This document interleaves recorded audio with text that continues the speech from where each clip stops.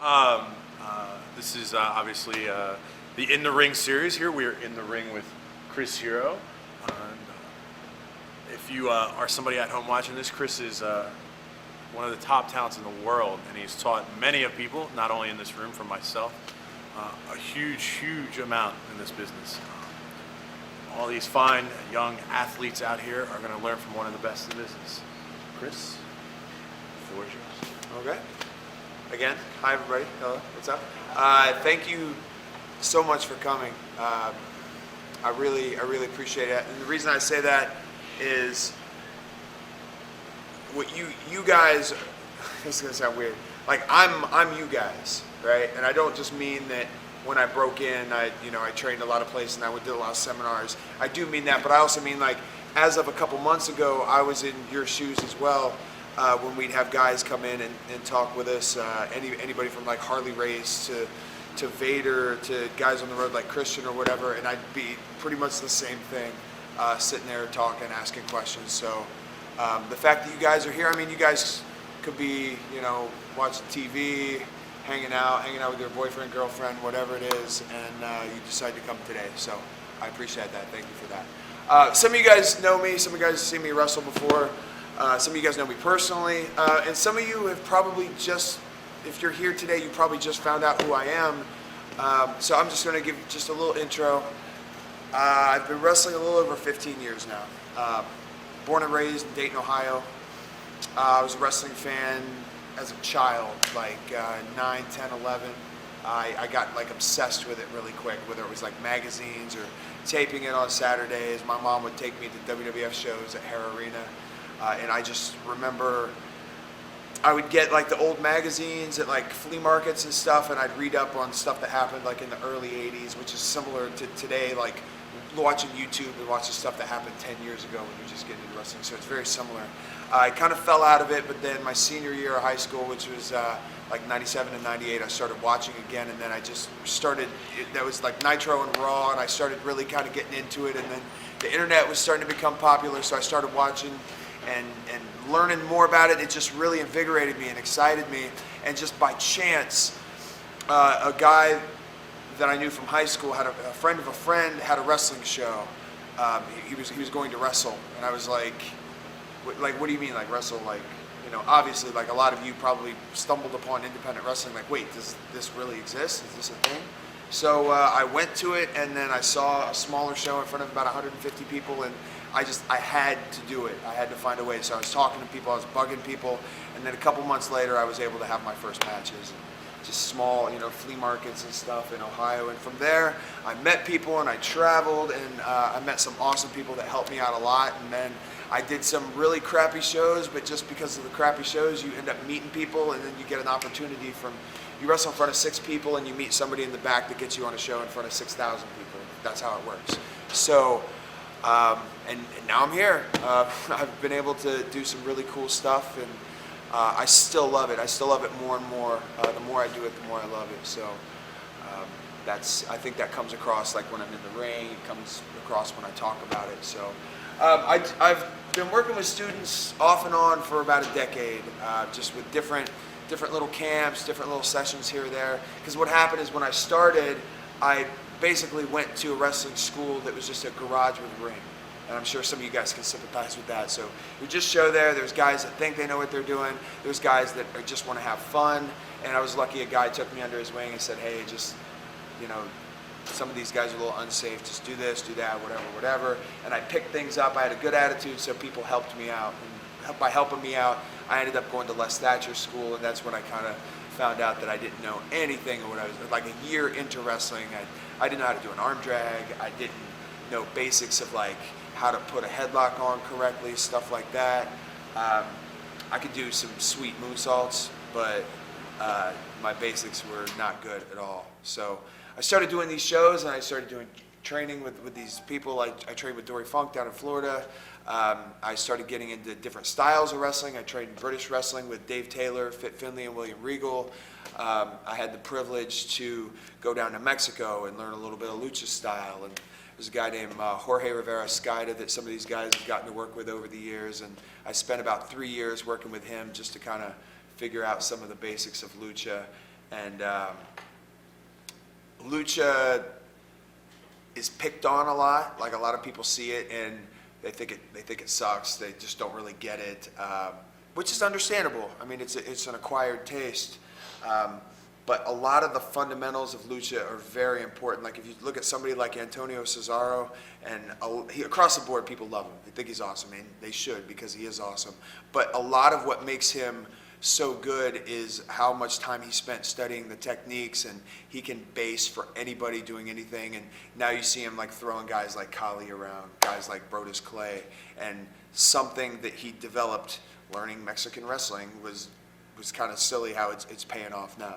So I wanted to learn every style. So British style, I watched a lot of European wrestling, Japanese, I just couldn't get enough. And a lot of my peers were guys that also loved wrestling. So whenever we'd have a free moment, we'd be chain wrestling, we'd be coming up with sequences here or there.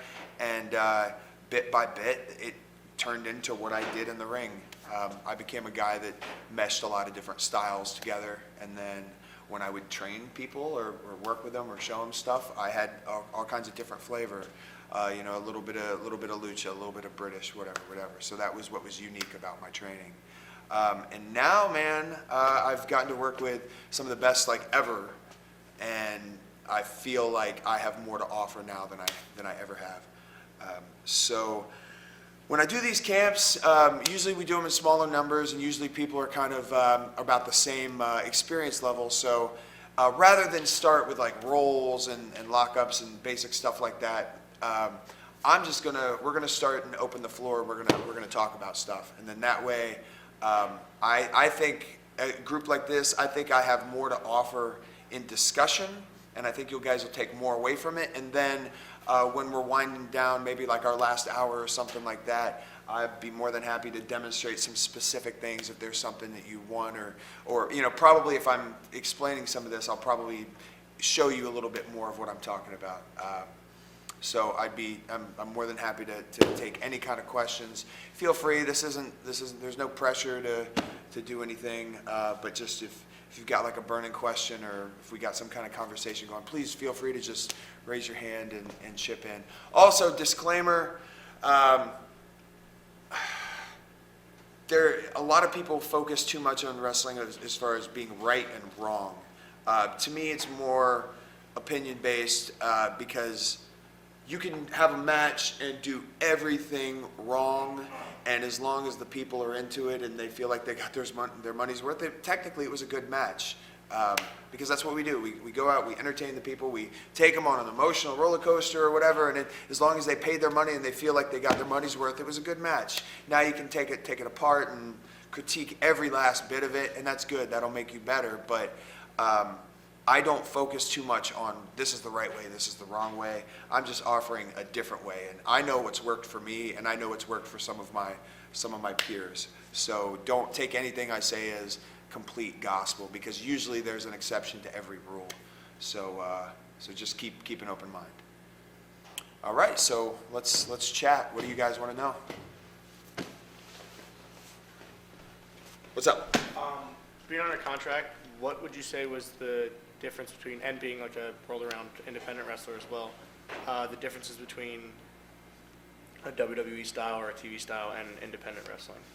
Okay, so the first thing that you have to know when you're wrestling WWE style, or you're just, you're performing for them, is that your audience isn't always your audience. Your audience is there. So maybe you've got 18,000 people in the arena, right? But you look through that camera, you've got 18 million people there. So it's very important to connect through the camera and not pass that. A lot of times when we're doing stuff, we're thinking of the execution of the maneuver and this and that, and then you don't take that extra second to stop and let things register, because this is where, 99% of the time, that's how you connect with people. if you're meeting somebody in public and like they don't look you in the eyes and whatever, it just puts off a bad impression, and you just think something's off about the person. Same with like masked wrestlers. It's really difficult for masked wrestlers to make a connection because it's really difficult to see that emotion on their face. You can see it with their body, and somebody like Rey Mysterio or even somebody like Kane have done such a great job of getting the most out of their body language. But this right here is how you connect with people. I mean, you can tell when somebody's happy. You can tell when you approach somebody with an idea, and you can tell that they don't like it because you see it with their face. You can tell if somebody's in pain. You can tell if they're happy.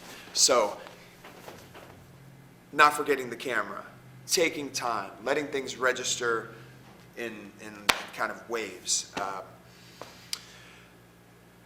We often outthink ourselves, we outwork ourselves, and what I mean is when we're putting stuff together, we think, okay, we'll do this, and you'll counter this because last time I did this, and then what I'll do is I'll go for this, but it's going to look like, and I've done it, we've all done it, and it's, that's when you get excited and you do the fun stuff and whatever, but what happens is we're on the fifth thing and they're still on the second thing. So that's why sometimes a very spectacular sequence doesn't get the response you want it to because they don't understand it. It's like a British comedian, right? If you're listening to a British comedian, okay, and then they'll tell and they'll do this crazy long joke, and then you can't get the accent, so you kind of get some of it, but you don't really get it, and everybody's laughing. You're like, oh, okay, but it takes an ear to understand that accent, much like it takes an eye to understand what we're doing. So the best way to do it is to start as basic as possible and do something that everybody can understand. And once you do that, that's when they start to care. That's when you start to connect, and that's when you can start adding things on top of it. WWE is very much about a broad, wide audience, getting the most out of it. Kids, mothers and fathers bringing their kids. Just larger groups of people, different countries. And that's another thing also, when you've got international audiences, a lot of what we do and a lot of maybe how we relate to each other in the ring isn't really going to translate as well unless you take time out to tell that story, whatever the sport may be. So working there, I focused more on knowing where the camera was, knowing where all the cameras were, focusing on taking a moment rather than we're going to do this spot, then we're going to do this spot. Well, we're going to do this spot, then we're going to let it settle. I'm going to look this way so that these people can see me, and then I'm going to go into it. Just putting a little extra thought into the arrangement of things. Doing something and then knowing, okay, you're going to get up over by these ropes, and I'm going to get up over here, and then I'll be in pursuit of you. Something like that, as opposed to just two guys laying there in the middle of the ring, and then they both get up at the same time. There's no thought put into that.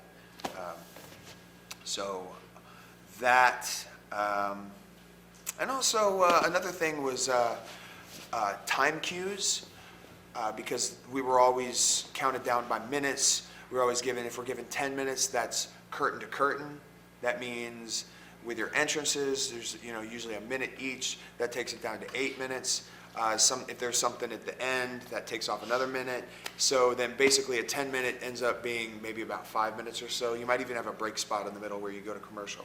So then you have to be able to go, okay, we're going home, and then you have to finish it up, wrap it up in 60 seconds, and get out. And some guys, a lot of people can't do that. It's difficult, but that's another talent that you have to. We're telling the story. It's your chapter 1, chapter 2, chapter 3, and then, okay, chapter 12, it's over. So you have to have that in you, and you have to know how to get to where you're going in an abbreviated time, if you have to, because sometimes you never know. Also, you have to be able to have a 12-minute match planned, then you're getting ready to go out, and then, hey, you have 3 minutes.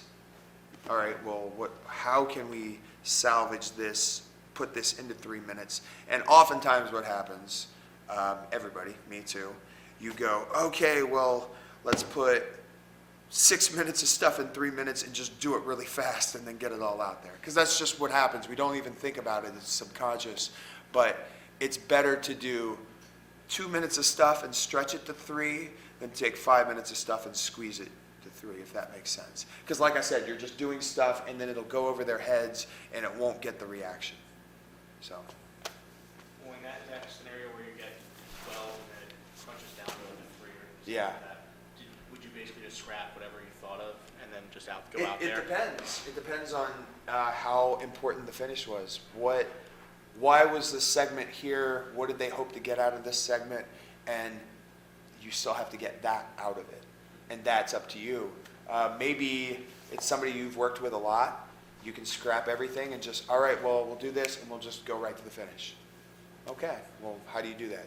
You just have to, it's trial and error. And it's also good having, having a bit of like a Rolodex in your mind of stuff that you can go back to, faithful things that, well, I've tried this before. It's another simple thing of like, you're a babyface, this guy's putting heat on you, and you start to fight back, and he doesn't cut you back off, which you know is going to hurt the heat, it's going to hurt your comeback, so you got to find a way to cut yourself back off if he's not going to do it, because it's going to screw up the match. It's going to screw up the reaction, because if you already make a comeback, and then he cuts you off, and then you make a comeback 60 seconds later, they're not going to care. You might care a little bit, you might go, hey, but they're not going to, because you get so emotionally invested, and then you release it. You can't just continually build that up. So that's why a heat kind of has to simmer, kind of going up and down, whatever. So in that situation, it's knowing how to put yourself in the place that you need to be in without his help. So that's why they always say, he can work with a broomstick and have a good match and whatever. And actually, no lie, I saw Norman Smiley in the ring with a broomstick trying to like weave it around with his leg and put holds on it. It was in the middle of a practice, and he was by himself in a ring wrestling a fucking broomstick, and it was awesome. He had it in like some sort of a grapevine with his foot. Anyway, I'm about to fall down. So do you understand what I'm saying? Okay. There's a lot of different instances of that where you can kind of cover up for the referee, for the opponent, for the crowd, etc. So you want to be able to do that if possible. I mean, you may not always be, but if you work on it, you'll hone that skill. Kind of going off of that, working with the agents and having access to obviously all the great minds, how different was it going from pretty much having control over your own, I guess, story versus having someone else kind of guiding it? Well, I definitely had the pleasure of working with over a dozen different producers in my nearly 2 years there. And it's really cool to just try to see their vision and try to make their vision happen through your work. And I think it's just a matter of knowing what you do and how you do things, and then knowing how this person sees it and how this person sees it, and keeping that straight. Because if you have Ricky Steamboat and he's your producer, you do what he says, because he's the middleman. They tell him what they want out of you, and then he tells you. And then if you go off whatever, he's the one that gets in trouble for it. So then therefore you get heat with him. I mean, not heat, but he's disappointed because you didn't do what you were supposed to. Regardless of whether it's intentional or accidental, but you have to learn people's little idiosyncrasies, their pet peeves, the way they like to go into hot tags, the way they like to, and it's just a matter of keeping this all separated. So Billy Gunn likes it this way, Norman Smiley likes it this way, Steve Kern really appreciates it when you do this into the heat, et cetera, et cetera. So it's kind of keeping those things. And it can be frustrating at first because you're just trying to juggle so many things, and when you're used to having done it so long, you're basically learning a new skill. It's like trying to do everything with your left hand. It's like, oh, this is something I've done 50,000 times, and now I'm trying with my left hand, and it's really difficult. It sucks, and you have to. Culture shock kind of situation? You know what? I never really felt like a shock, but I just felt, I was just learning a new skill and getting used to it, and in the same time, not getting too frustrated with yourself, because I don't know, it's easy to second guess yourself and doubt yourself, and I never wanted to do that. So, I mean, there was a reason I was signed in the first place. They saw something in me, and I had confidence in my abilities. So it's just a matter of directing those in the way that they want you to. So, and it's really cool. There's so many things that I now say that I've picked up from somebody else, and it's just, even 15 years in, you're still going, oh, wow, I've never thought of it that way, and I'm going to remember that forever. Was there anyone that you kind of had on like your little checklist that you absolutely wanted and needed to work with while you were there? Work within a match? Well, just work with in general, just even just a chance to pick their brain, say during training, or like have him produce your match. Well, you know what, I don't really have anybody that pops out, but what I will say was cool was we had our coaches and our producers, and when we would have our tapings at Full Sail, they would send down 3 or 4 of the main producers. So guys like Malenko or Finley or Arn Anderson or Mike Rotundo or Michael Hayes, or just, we got a taste of all these guys, even Pat Patterson. So you get a little bit of taste of working with these guys, and it's just, you know, it's a great experience. You always, and then when you have those experiences, and it's like, you know, one time Pat Patterson produced one of my matches, so I'm always going to remember that because, okay, well, I had this one interaction with him, so you have something to go off of, and then that's how you build relationships with people. You know, you work with them and you show that you're professional and show that you can listen and you do your stuff, and then next time they see you, they go, oh, that's that kid that did this or whatever. Because all of those, everybody up there is so busy. They always have so many obligations and responsibilities that you can't expect them to like know you. And you know, there's just some people that I never had a conversation with once, but there's some people that I know very well and worked with a lot. So you just have to kind of play it by ear and then just try to build off of that. You want people to become your advocates so that they've, you know, you get their stamp. When guys are talking in a room and they say, how about this guy? They go, yes, I worked with that guy and he was perfect. What's up? Can you talk to them about like the young guys that are in the business and how to have a good attitude and what to do and what not to do and how, in your opinion, is best to approach things? Okay. Well, this will be a very broad answer because there's a lot of things. A lot of this business, a lot of wrestling is built off of respect. If I wrestle you and you let me win, you make me look good. Tomorrow night I'll do the same for you. It's not I'm better than you so I win. I'm more experienced than you then I win. It's just I make you look good today, you make me look good tomorrow. And it's across the line. It's the guys that set up the ring. If they don't set up the ring, you don't have a ring. And then you're on YouTube wrestling on mats. So if you have cameramen and you don't talk to the cameramen and you're not nice, they're not going to try to get good shots for you. They're not going to care.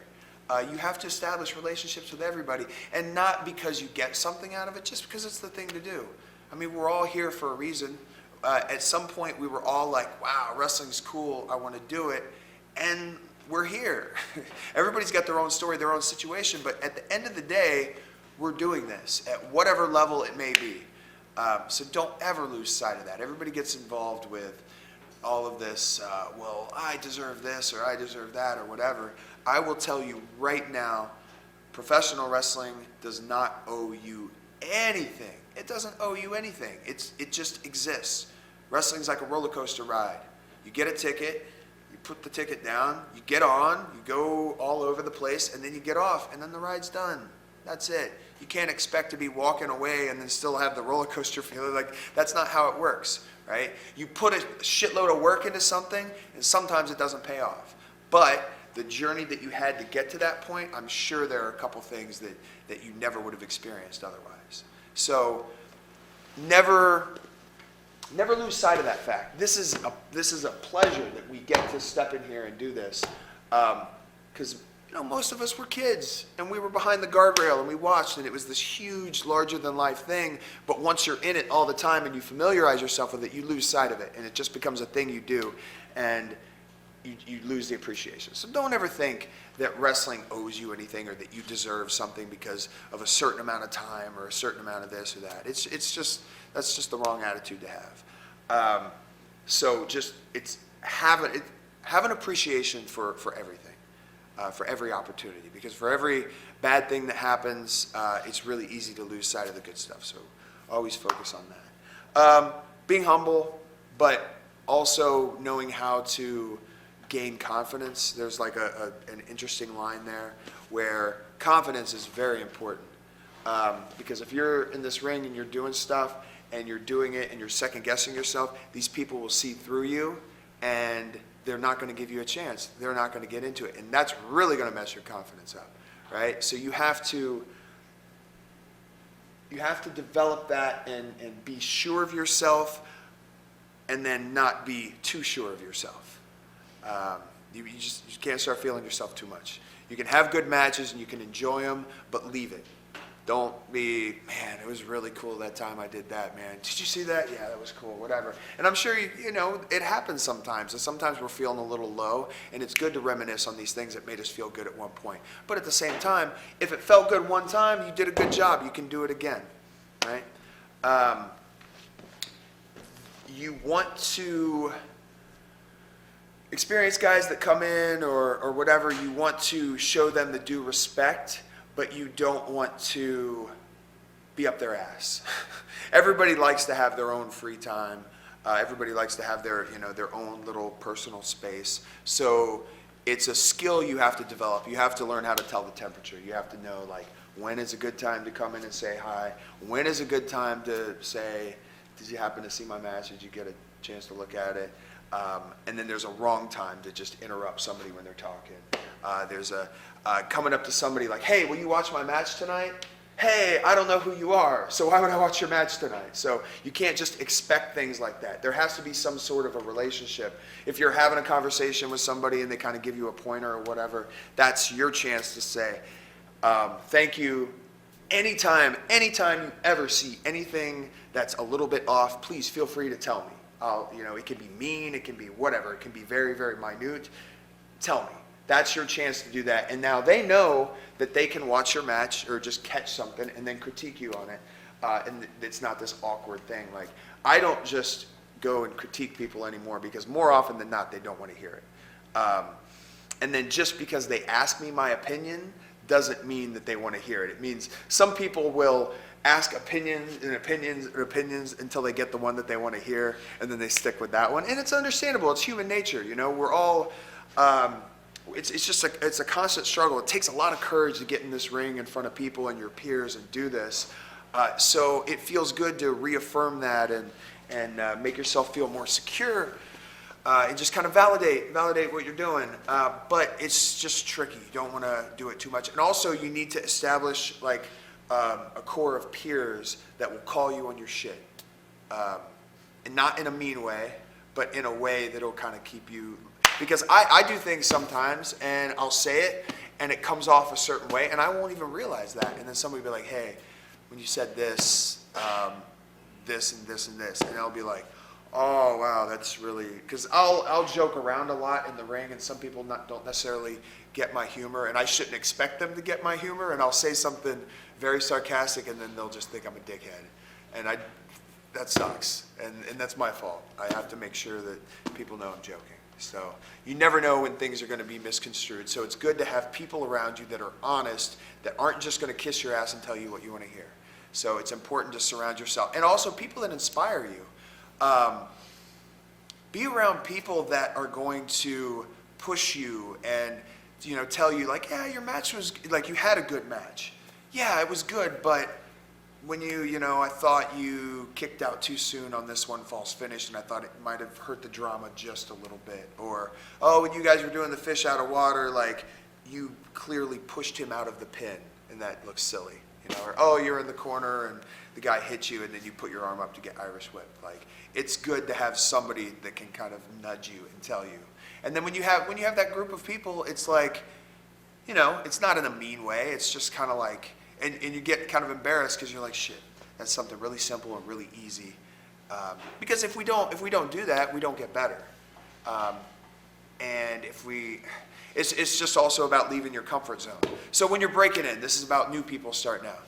when you're breaking in, it's good to have, initially, it's good to have one voice as far as, this is the way we do things here, and do this, and that. So then once you get that established, you have something to go off of. That's when you can start branching out. And I'm going to try out this school, and I'm going to see what these guys do. Or I did a show with these guys. We're going to ride down there. I'm going to talk to them in the car. I'm going to watch the show. I'm going to get that opinion. I'm going to get that perspective. Oh, well, they're having a camp out at Harley Races. 6 of us are going to hop in a van, and we're going to go, and we're going to train. And then you get that flavor. So always keep an open mind, because everybody has different ways. There's no two similar paths to get to where you're going. So you just have to be open-minded. Another thing is how you're compensated for your matches, right? When you start out, obviously, you either work for very little, or you work for free, or your training's taken care of. There's a lot of different ways you can go about it. But money isn't the only value you get from shows. So there is a fine line between some guys that are like, well, I'm not going to do that show because they only want to give me $50 and they don't want to give me trans.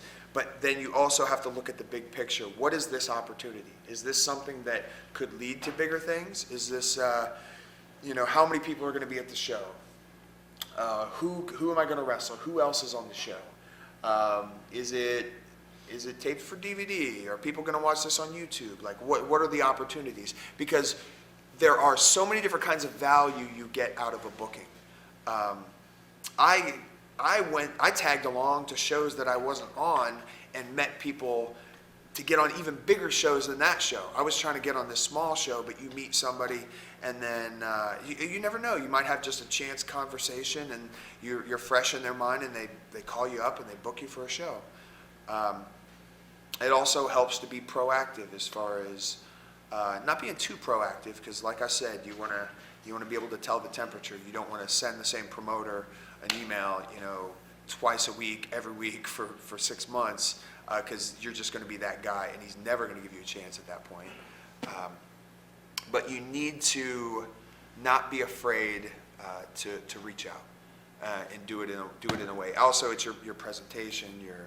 Rather than like an email like, "Sup, you got a show? Book me." And I'm doing that outlandish because it is kind of silly, but there is a professional way to send a letter. It doesn't have to be crazy, like you don't have to do like the letterhead and any of that bullshit, but people can tell if you're misspelling words and stuff and you're trying to get booked.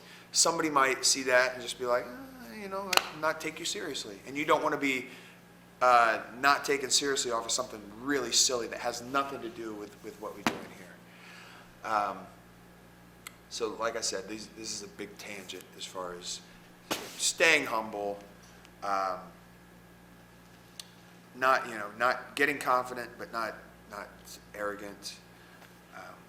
Everybody, we're all on the same team. It's not me versus you. It's not whatever. You also, another thing that I see a lot, and I see a lot of people getting bitter and angry about, is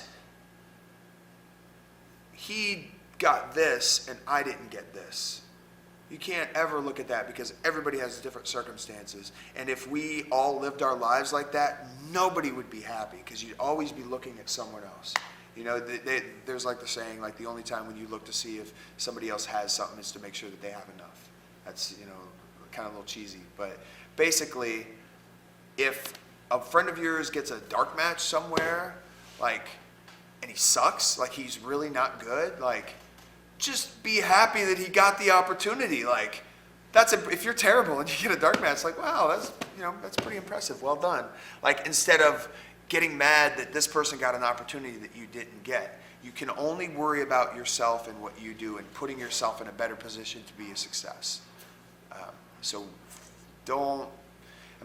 It's okay to, wow, this person's here and I want to get there. What did that person do? It's good to do that. But it gets dangerous when you start looking around and why not me? That's the attitude, and it's a bullshit attitude, and you'll never, even if you do succeed, you won't be as happy. You'll just be like, well, yeah, of course, that's what I'm supposed to be. As opposed to working really hard and then achieving something and feeling that awesome feeling of like, I wanted to do this and I did it better than I ever thought I would. It's very, very rewarding feeling when you can do that, as opposed to expecting, well, yeah, of course he's going to book me on the show. And he books you on the show and you have no feeling whatsoever because you just expect it. Does anybody have any questions as far as anything I've said in regards to that?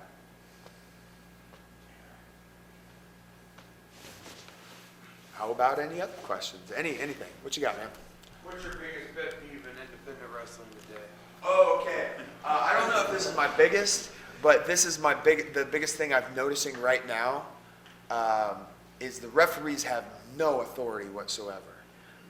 And like, if you're a referee, it's hard to get authority when the guys don't fucking respect you.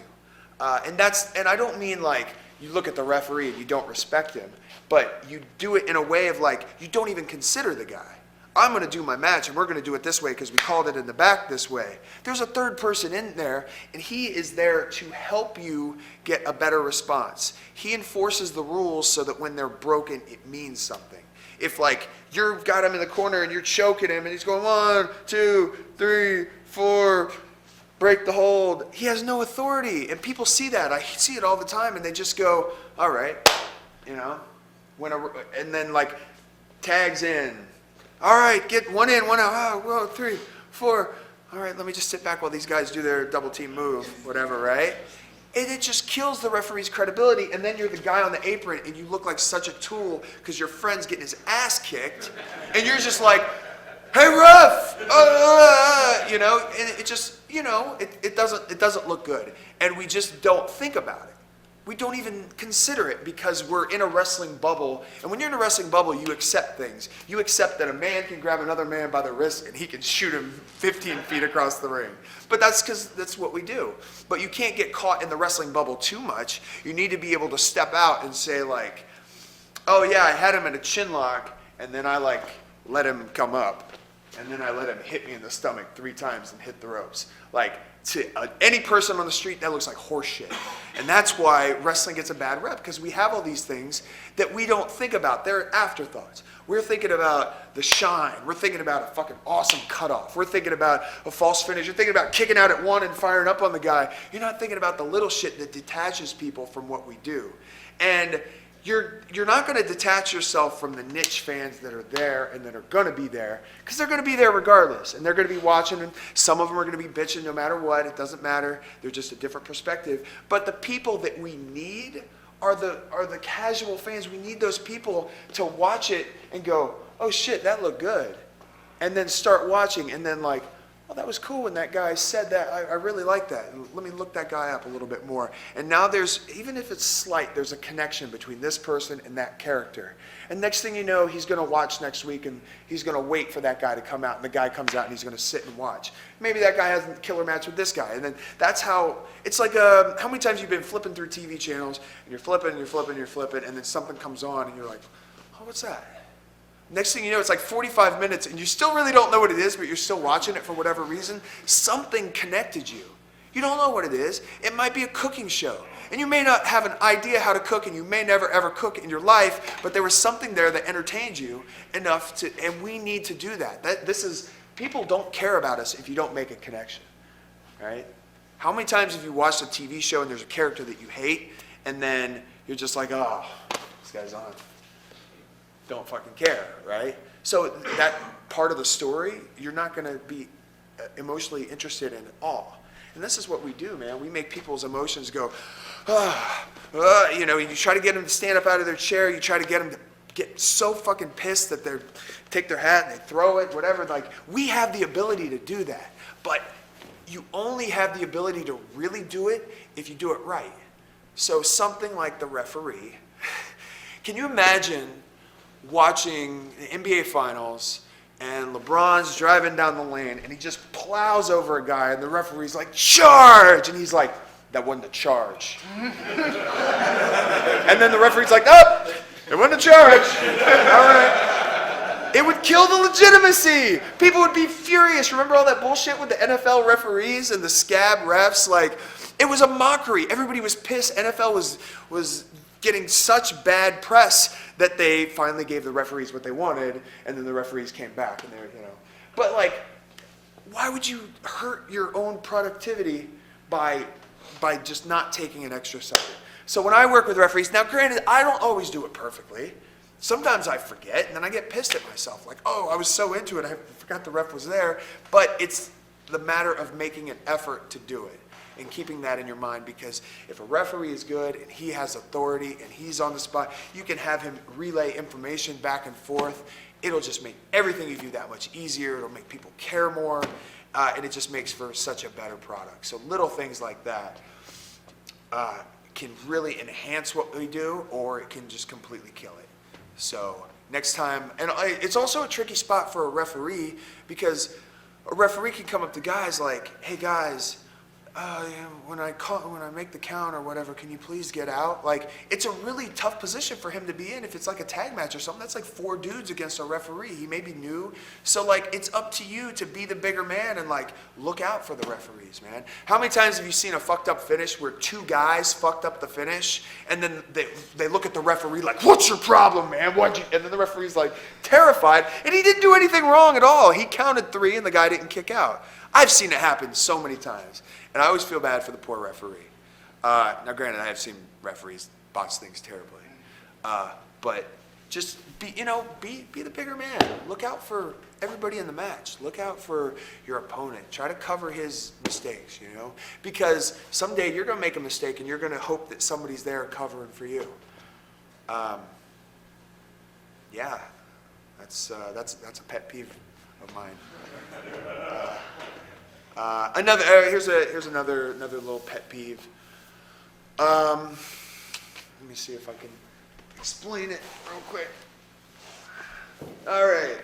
So a kick out of a pin is a kick out of a pin. It's not that. It's not this. It's not this. It's fucking kick out of the pin. Like, you don't want the guy on top of you, because you're going to lose. And if you lose, you don't get as much money as if you do when you win, or you don't get the title or whatever. These are the little things, the underlying themes of professional wrestling that aren't really spoken, that we should think about.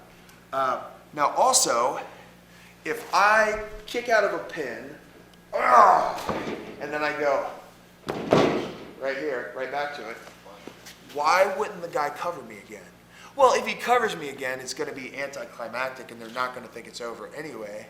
So it's just kind of like a wasted movement. So move, roll away, get off your back for one, because that's how you lose a match, by being on your back. So you don't want to be there. So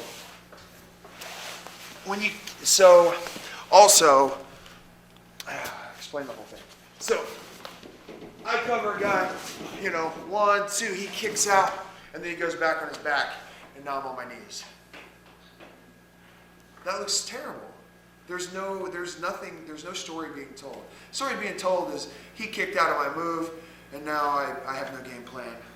I'm tired, right? But if I kick out, or if I cover him for the bin, and he kicks out and rolls to the corner, kicks out, now I'm up on my feet. I'm not down here where nothing can happen. There's no drama whatsoever. I'm up here where I can do something, and he's trying to get away from me. So that way I can pursue him, and it tells a story. The other thing there doesn't tell any story. It doesn't tell any story that's going to help the match. That make sense? All right, what else we got? Yes, say as though that you have the crowd, and then you lose the crowd at the same time. So how can you get the crowd back? Well, there's no definite answer on that. Every situation's different.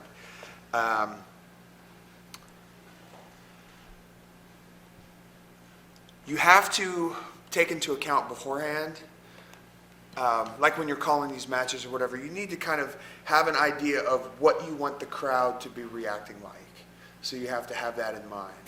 So when there is something, there's been plenty of times you call something and you're like, this could be really awesome, or they could not get it at all. We may lose them. So you need to, if there's a situation that's extra risky like that, you need to have a backup plan in mind before the match, in case that happens. So it's good to just kind of, like I said, be able to cover your own bases, cover for this guy, cover for that guy.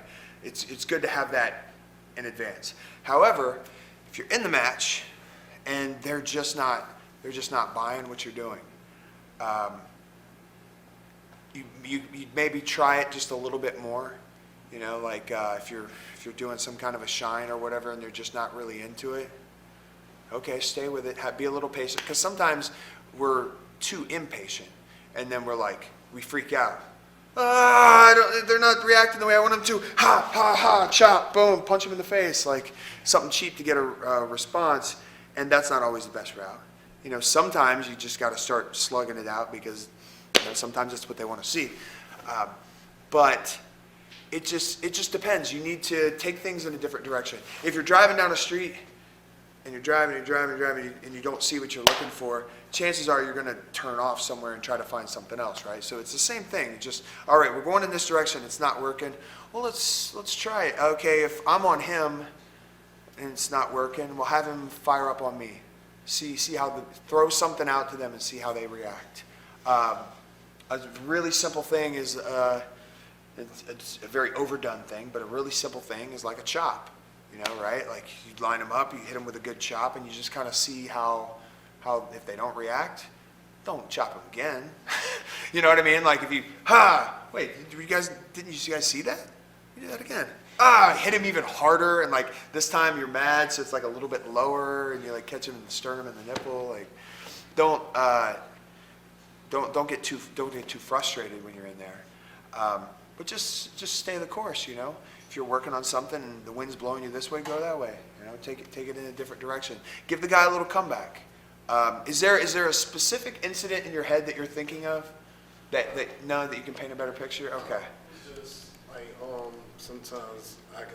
Oh, I know. I've been there before. Sometimes I can see it's like I pay attention to the crowd. Yeah. And then it's like, okay, I see they have it, and then they lose it, and then they have it again. Yeah. And that's the only thing I'm sorry. That's the only thing I was trying to put together like a puzzle. It's like, how can you grab it? Well, it's like it's a difficult puzzle, because there's never any. You may do something 1,000 times, it may work 1,000 times. You do it 1,001, and then it doesn't work. And doesn't. Not only does it not work, it's the worst thing these people have ever seen ever. And they're like, you're getting kicked out of town, and they're like chasing you with like pitchforks and stuff. Like something can be amazing. You do it the same way, exact same way in front of different people, and they may hate it completely. So you just have to be able to adapt. This is a little silly, but there's like an Eddie Guerrero thing where people would come up to him and they'd be like, "So Eddie, what do you want to do tonight?"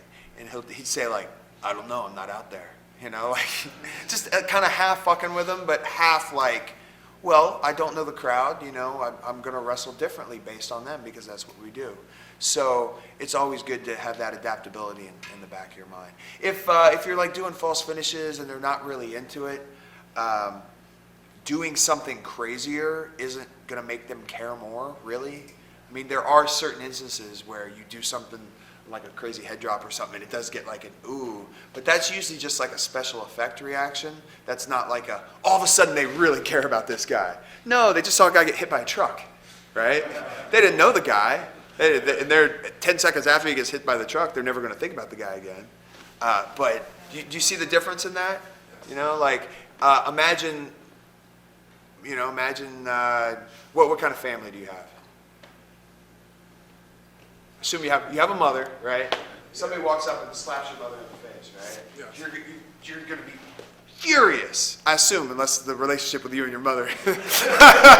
You're going to be furious. You're going to be upset, right? Because you and your mother have such a strong connection. She's your mom. But like if you're at Burger King and you see someone else slap some woman, you're just going to be like, oh, I'll get my camera phone, right? Like, it's a different reaction. That's what like a lot of these crazy spectacular matches are. It's world star hip hop, They're just like, oh, this is cool. All right, I'm gonna go get a pretzel, right? It's not like, oh my God, I think he's really fucking hurt. Like, oh my God, did you see that? Ah, shit, did you really hurt. Like that's that emotional investment. And it's not easy. And the only way you get better at it is to do it and to do it and to do it and then to sit back and critique your stuff. And that's why I said earlier, don't feel yourself too much. When you're watching your matches, don't like, oh, that was sick. Oh, rewind. Oh, that was awesome. Like, if it's awesome, it's awesome. Go on to the next. What wasn't awesome? What can you make awesome next time? You know, don't work on the notes that you can fucking hit every time. Work on the ones you're having trouble with. Again, very, very tangenty type answer. So, no problem, man. No problem. What else we got? Facial expressions. How important are facial expressions in a professional wrestling contest? Incredibly important. It's more important than like bumping or locking up or a wrist lock or anything like that. Because like I was saying earlier, this is how people connect with you. They connect through your eyes, through your facial expressions, whatever that's. How many times do you watch WWE or like maybe it's like a Hell in a Cell or something with Undertaker and Shawn Michaels and the camera is like right on his face, right? That's because they know how to tell that story. And then you're watching it too and you're going, oh man, you're kind of getting hyped up about it. That's how you feel about things. Same thing with like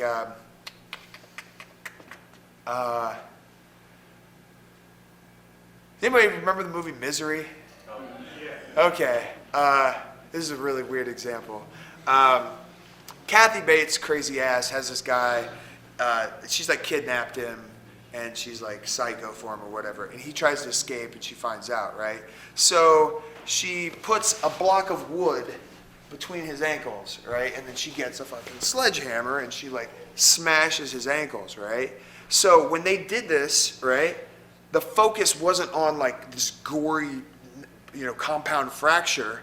The camera goes right to James Caan's face, and he's flipping his shit because his ankles just both got snapped. But like the focus wasn't like, oh, let's get this special effect down so they see the bones sticking out. It's really gross. Like that's like shock factor. They went to the guy's face so that you could see that pain, so you could feel it, so that you're really like, oh my God, and like obviously made enough of an impact on me that like 23 years later or whatever, I'm sitting here and explaining it to a bunch of people that probably never ever see it.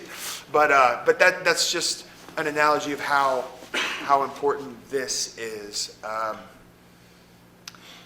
When you're walking to the ring, how many guys just like,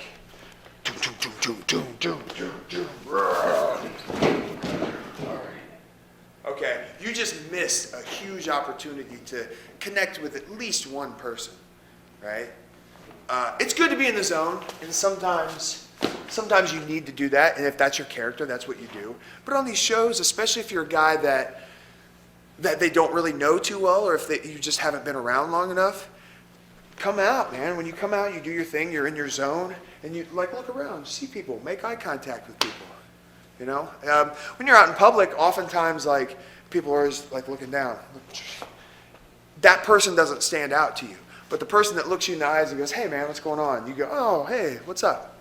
You don't know that guy, but he was just made a friendly interaction with him, so you feel like he's a nicer person, right? He may be a terrible person, but the fact that he looked at you and said, "Hey, what's going on?" as opposed to the guy that looked all nervous like this.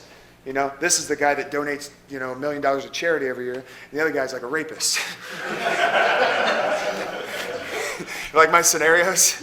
So it's just something little like that is how you emotionally grab somebody, or at least attempt to. Very, very, very, very, very important. That's like, oh man.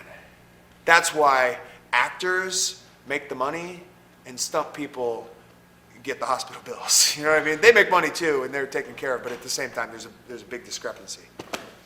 So, what's up? When I met my lifelong hero, superstar Billy Graham, I asked him what he thought of the new wrestling business, and his quote was, there never was a wrestling business, you're in the entertainment business. And he said that 5% of wrestling is wrestling. So what would be your thoughts on something like that? I'd say that's definitely one way to look at it. But you also have to know your audience. And there are certain audiences that allow for more wrestling because they like it and they enjoy it. And then there's some that just want to be entertained. And then there's some that are there for the wrestling, but you can kind of trick them into being entertained, if that makes sense. As long as they're getting what they think they're getting what they want, they'll kind of be into it. And if the wrestling's entertaining, there you go. That's kind of a shitty answer, but you do have to balance it out. And then there's some crowds that want 0% wrestling, and you lock up, and then you lose them. So you have to figure out what you can do. Like I've done a bunch of shows at like rock concerts and stuff where they'll have like a ring off to the side in between sets, and like everybody's like, oh shit, there's a ring, let's go watch, right? And then all of a sudden it's like, and they can't understand that. They're, oh, I'm gonna go get a lemonade, you know, like they can't like connect with it as well.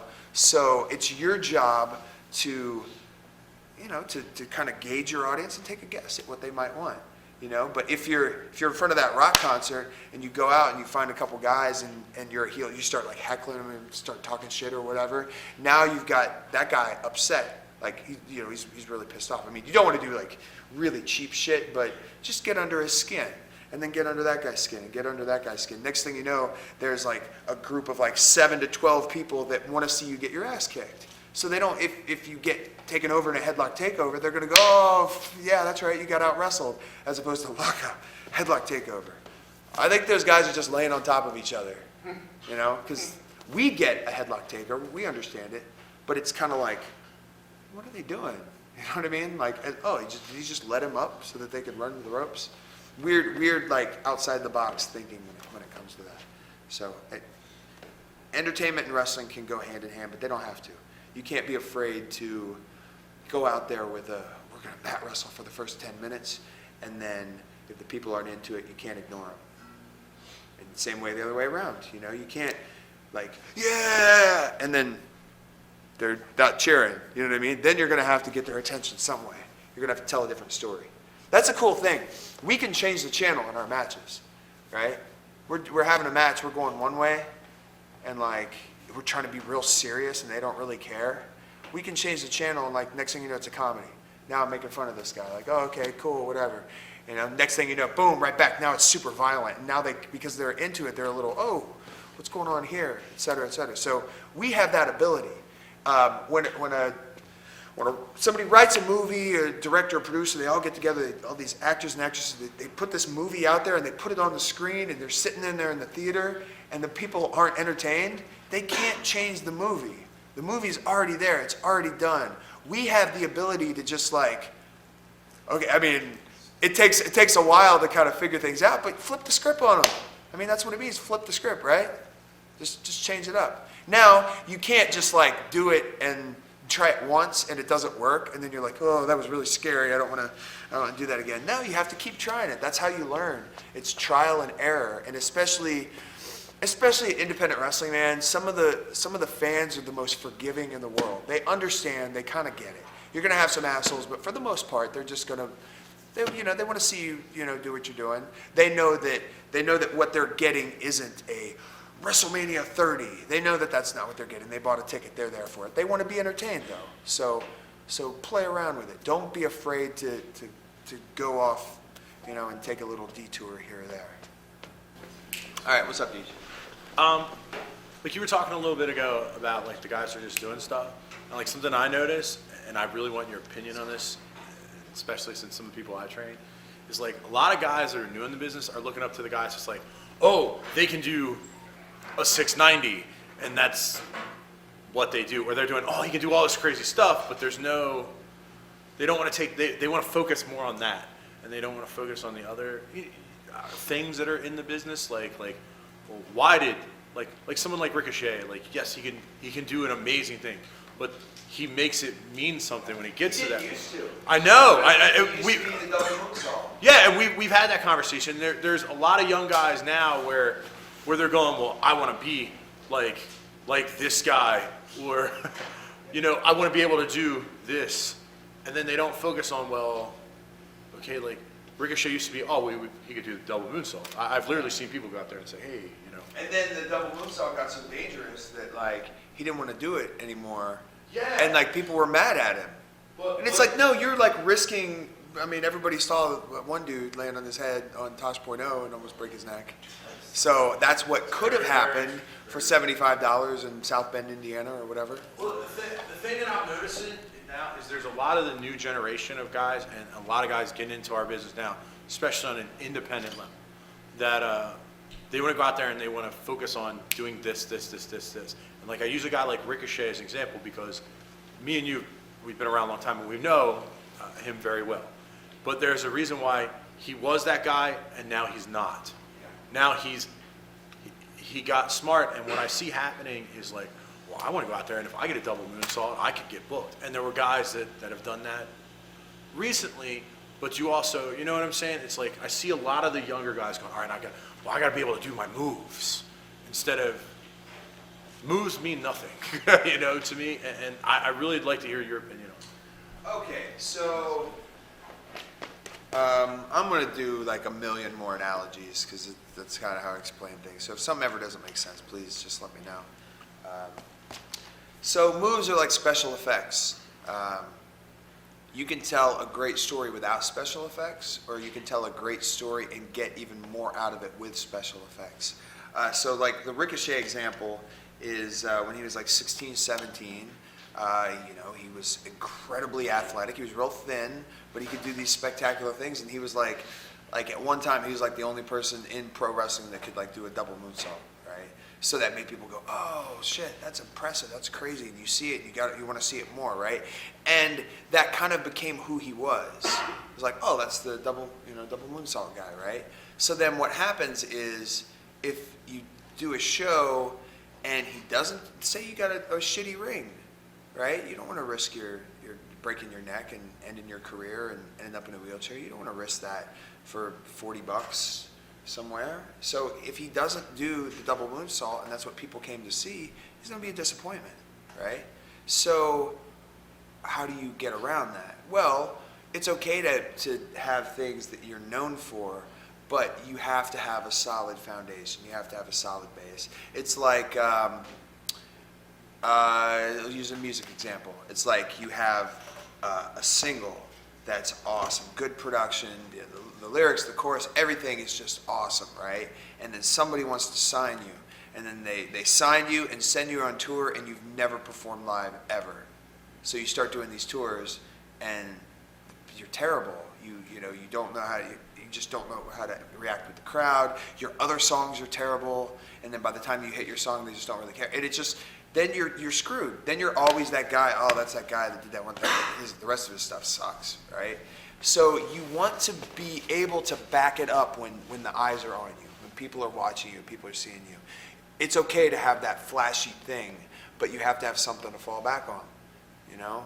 You can't, because what's going to happen, you're always going, no matter what you do, you're always going to have naysayers, but the more popular you get, the stronger they're going to get. So you need to be able to back it up. You need to be solid. And what Ricochet did is, for a while, he was just doing the double moonsault everywhere. And he was good. He was never like the shits, but he was just, he wasn't polished, you know? And he eventually fell back off of, because he can do any high-flying move. That was just the spectacular one that he was known for. And he almost hurt himself a couple times really badly.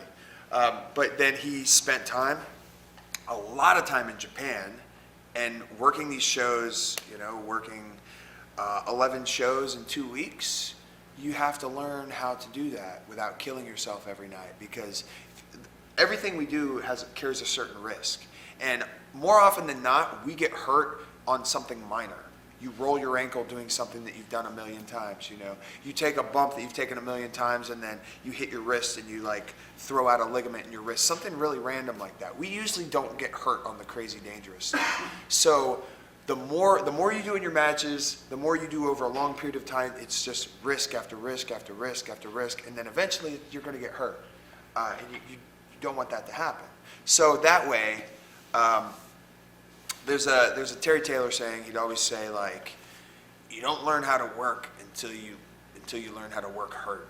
And basically that means is like, if you've got something wrong with you, you need to learn how to work around it and still deliver a good match and have a compelling match so that people don't recognize that you're hurt and the match suffers because of it. So when you're doing those tours in Japan and you're wrestling every day and you're having these physical matches, you need to learn how to cut corners and you need to focus on other stuff. So what he did is, his strikes improved, his selling improved, his in-between things improved, and then he wasn't just the guy that did the double moonsault anymore. He's the guy that, wow, the way he moves around the ring is really good, like, oh man, he can really take an ass beating. Like, then you start adding more things to your resume, and then now you've got a foundation, now you've got a base.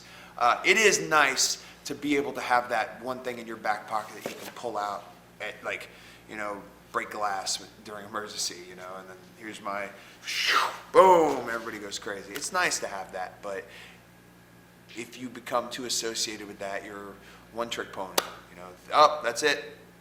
Then they don't care about you, they care about what you're doing. You want them to care about you no matter what you're doing.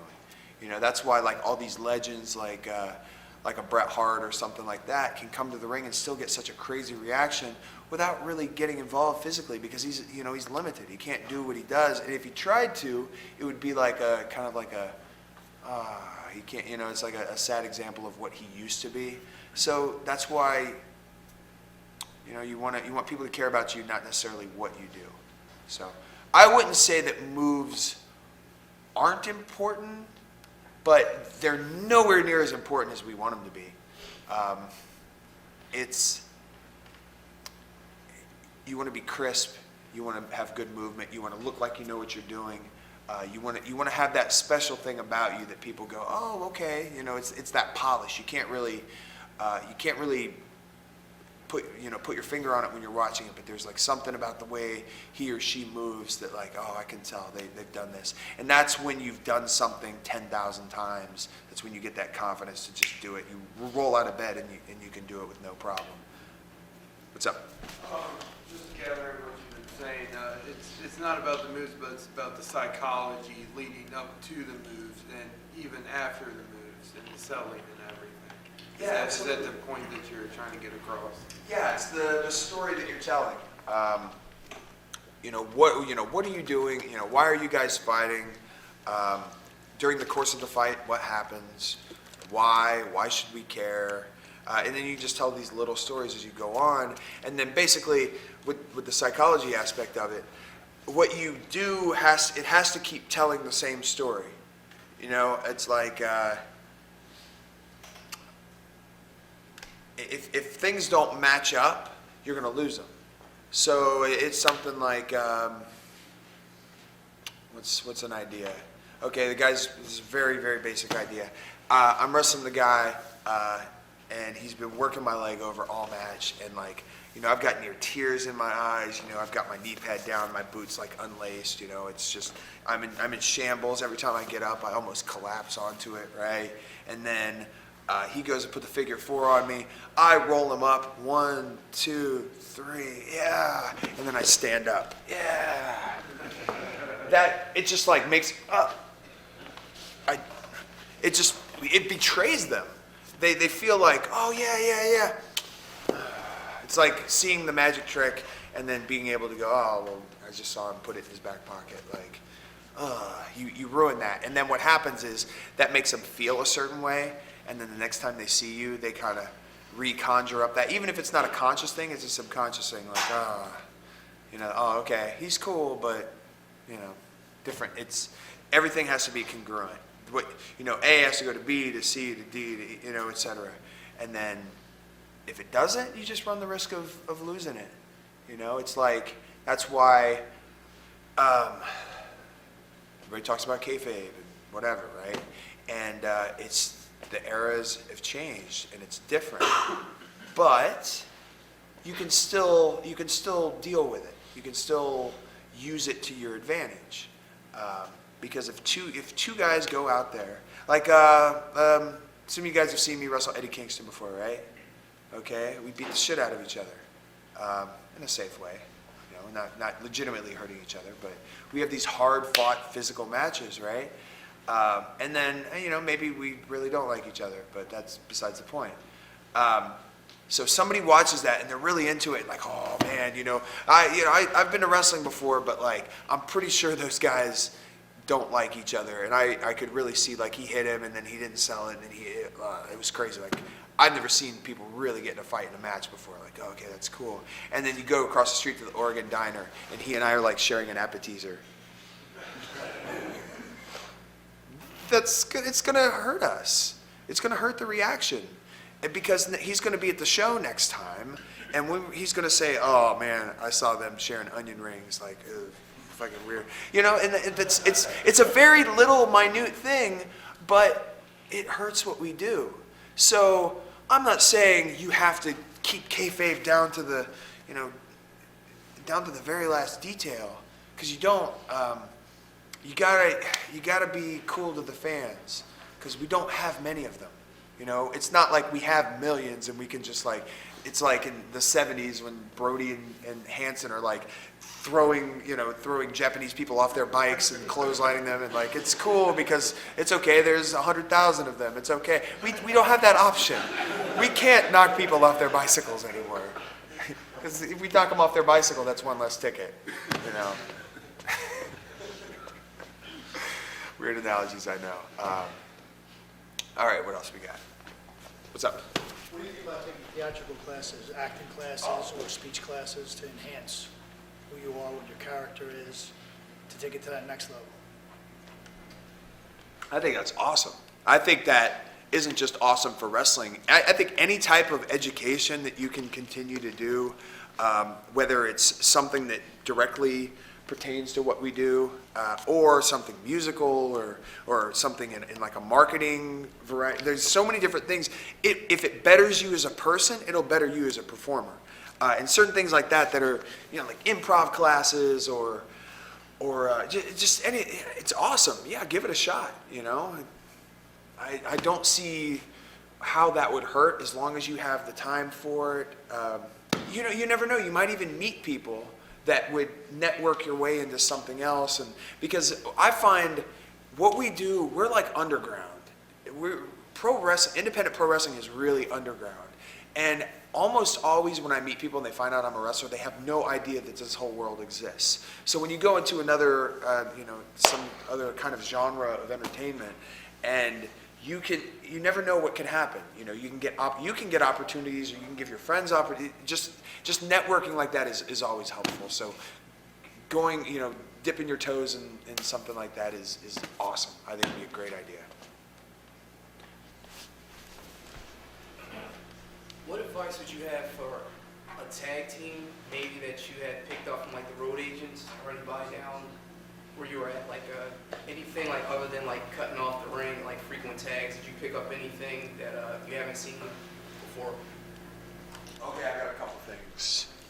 A tag team match is supposed to be an attraction. That's how they were originally started. There are things that you can do in a tag team match that you can't do in a singles match. And you need to play that up. Too many times tag matches look like two singles matches. And it just happens. It's not bad or good or bad. It just is. And you can't let that happen. You have to always remember that you guys are a team, they're a team, and tag in and out, make it look like that. And basically the idea is, well, if I can corner this guy off and we get a little advantage on him, we have a better chance of winning, right? That's the basic idea of a tag team match, but we always run past it.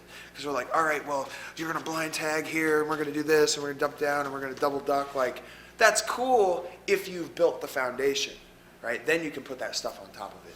So things like, for the babyface, tagging in and out, doing, making it exciting, not too complicated, because like I said, when you make it too complicated and the ref gets buried, the guy on the apron gets buried, it just doesn't do you any favors for the match. So you have to be smart. You have to think like, well, how can we do this and cover all our bases? How can we make sure the ref's accounted for? How can we make sure that the guy on the apron doesn't look stupid? How do we make sure that we look like we're actually teaming against this guy? So it's important to put a lot more thought into that because you're going to have situations you're not going to have in a singles match.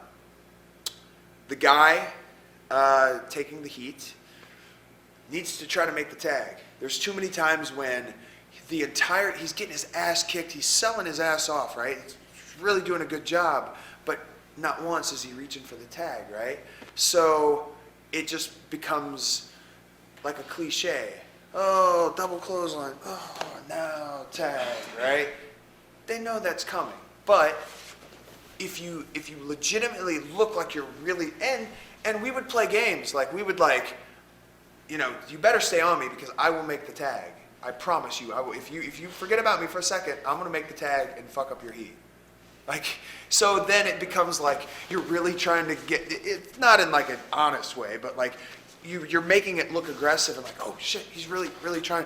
Every time, if I'm getting heat on me, every time I kick out, I'm kicking out and like trying to scramble and like get in better position. I'm not no-selling what just happened, but I'm trying, that's the idea. It's like, I gotta get there, because that's the whole point. Once you stop reaching for the tag and you start like, hop up on the apron right there. Right? So, all match, I'm like, right? And the guy turns me around, and we're here, and I go, like, that is not congruent with that. Why would I run in the opposite direction where the other guy is to get there? No, I'm trying to get here. No matter, even if I do hit him, I'm trying to go here. And then the only time I'm not is when I've been knocked on my ass and I'm out of it and I can't think. That's the story you tell in the tag match. And trust me, if you tell that story, you guys have good heat, and you make that tag, the place will go crazy. Because that's what they want. They want to see that. Don't make it too fancy either. It's try to make the tag, he's no, he's ducking, he's dodging, boom.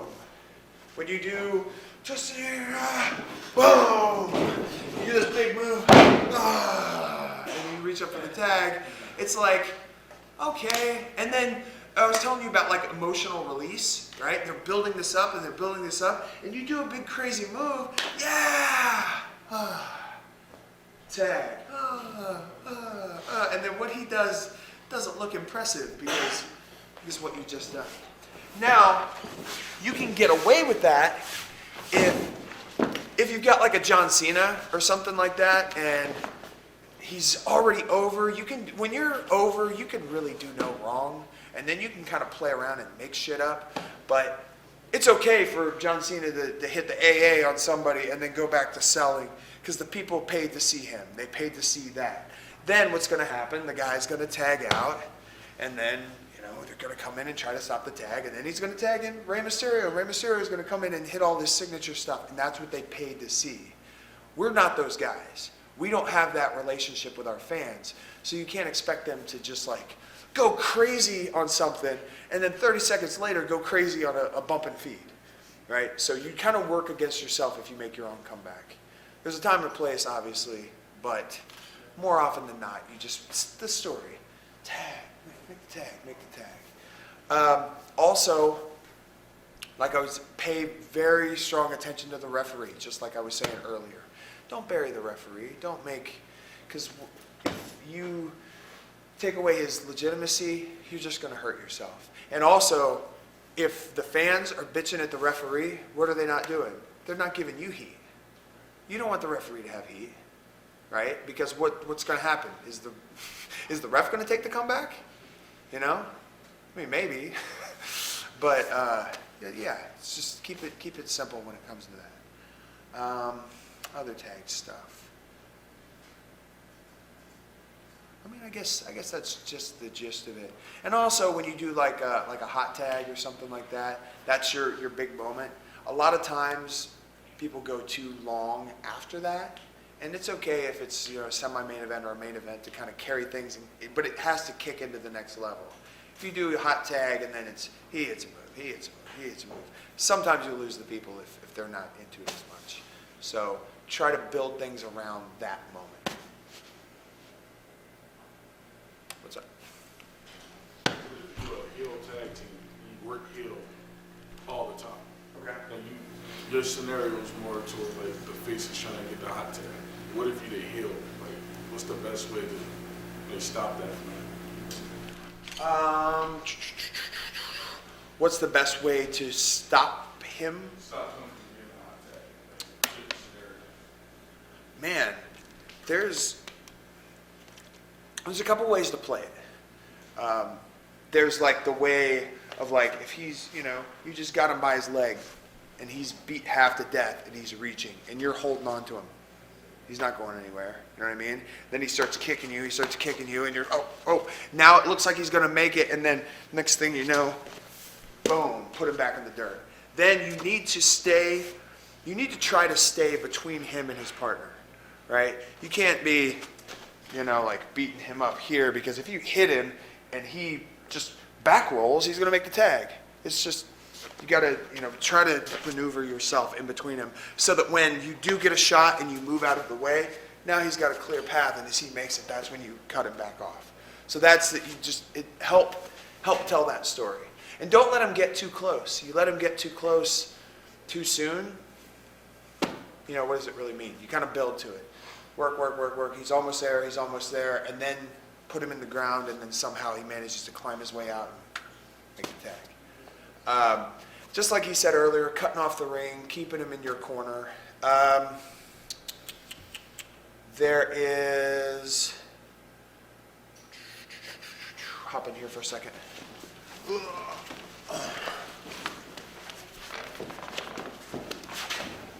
So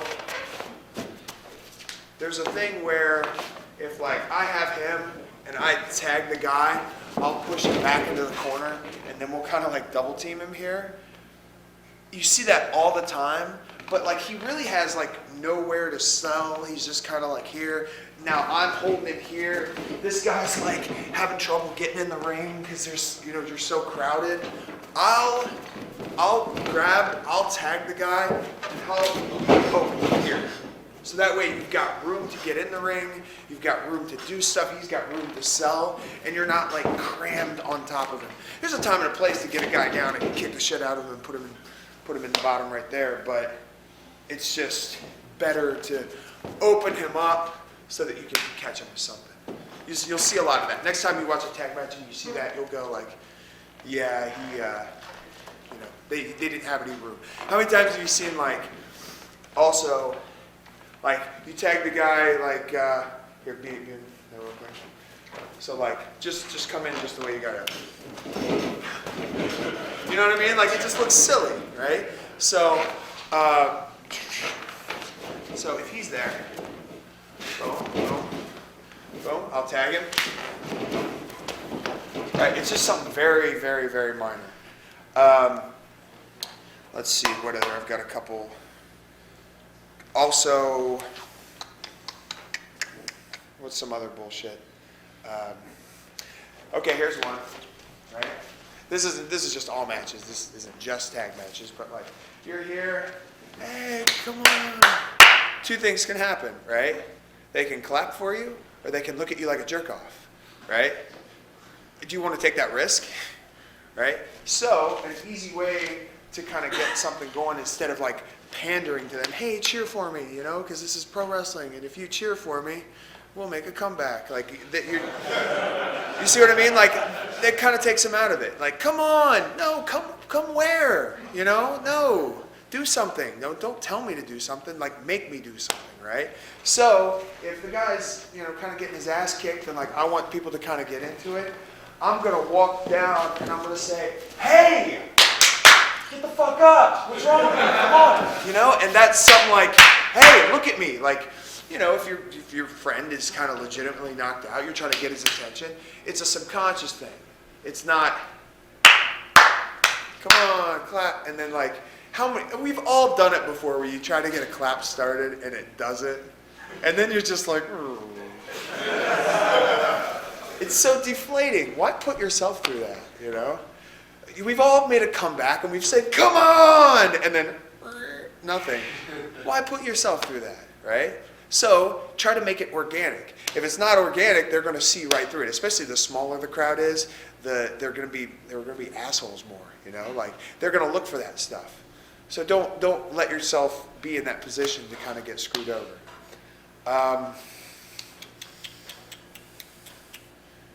I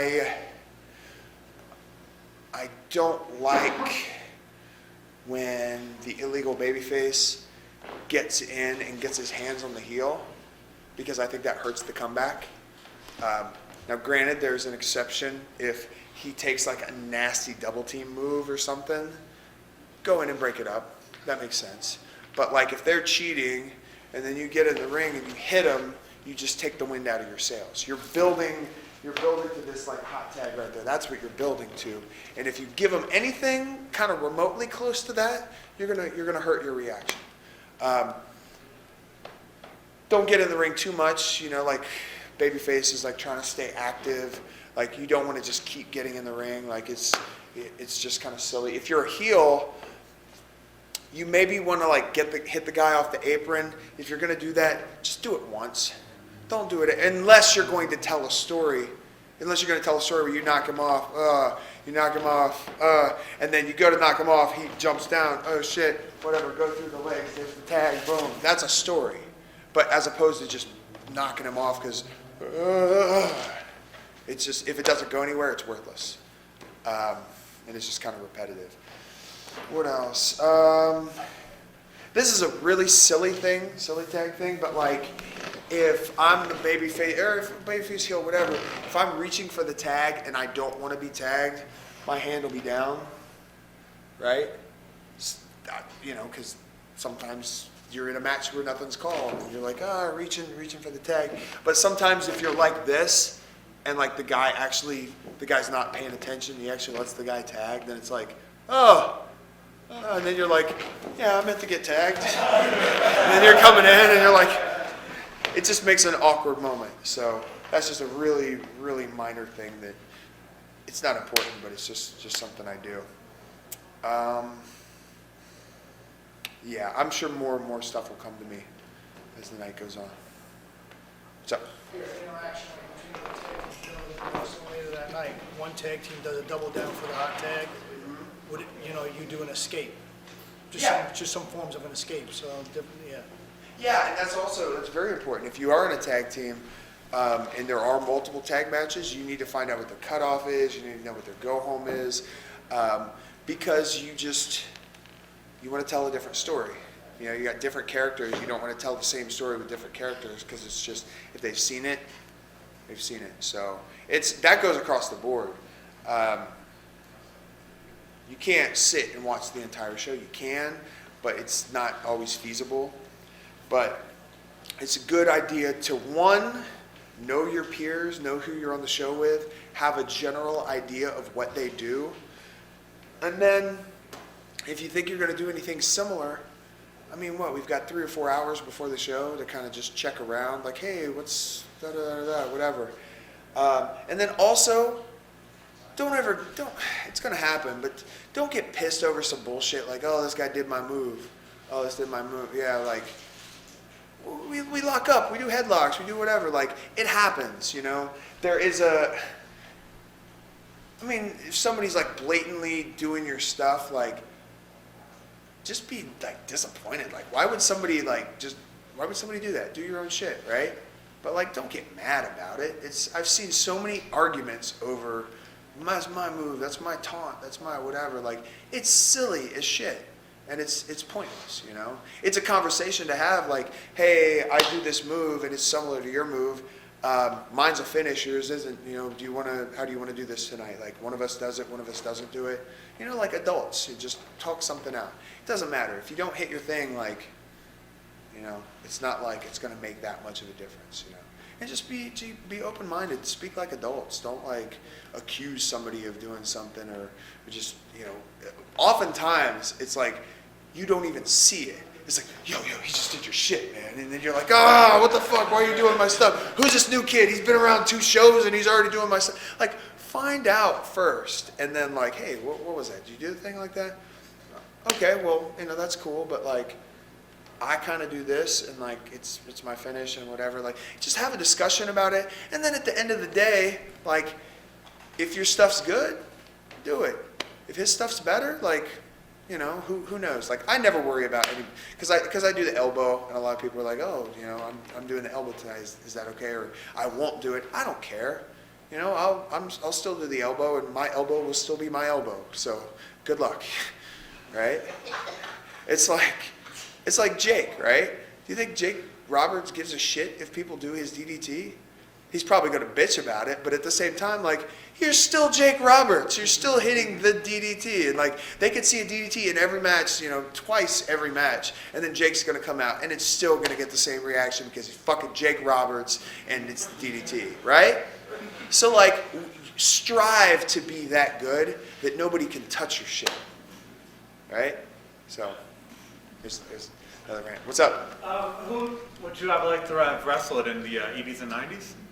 Who would I like to wrestle from the 80s and 90s? Yeah, in the prime. Oh, man. Arn and Tully. Bruiser Brody. I'd like to wrestle. I got to wrestle a lot of like the All Japan Classic wrestlers, but I would love to have gotten to have like singles with them, like in their prime. Like these guys are men, just like the Rockers, Heart Foundation, like all those guys. Man, I wrestle anybody, but just so much talent. You know what I mean? We're so fortunate now to have YouTube and have such like quick, immediate access to footage. Because man, times used to be tough. You get like a 4th generation Bill Watts, UWF compilation. You like can't even really tell who it is, but you're like watching it. Now you get on YouTube, and if it's not in HD, you're like, shh.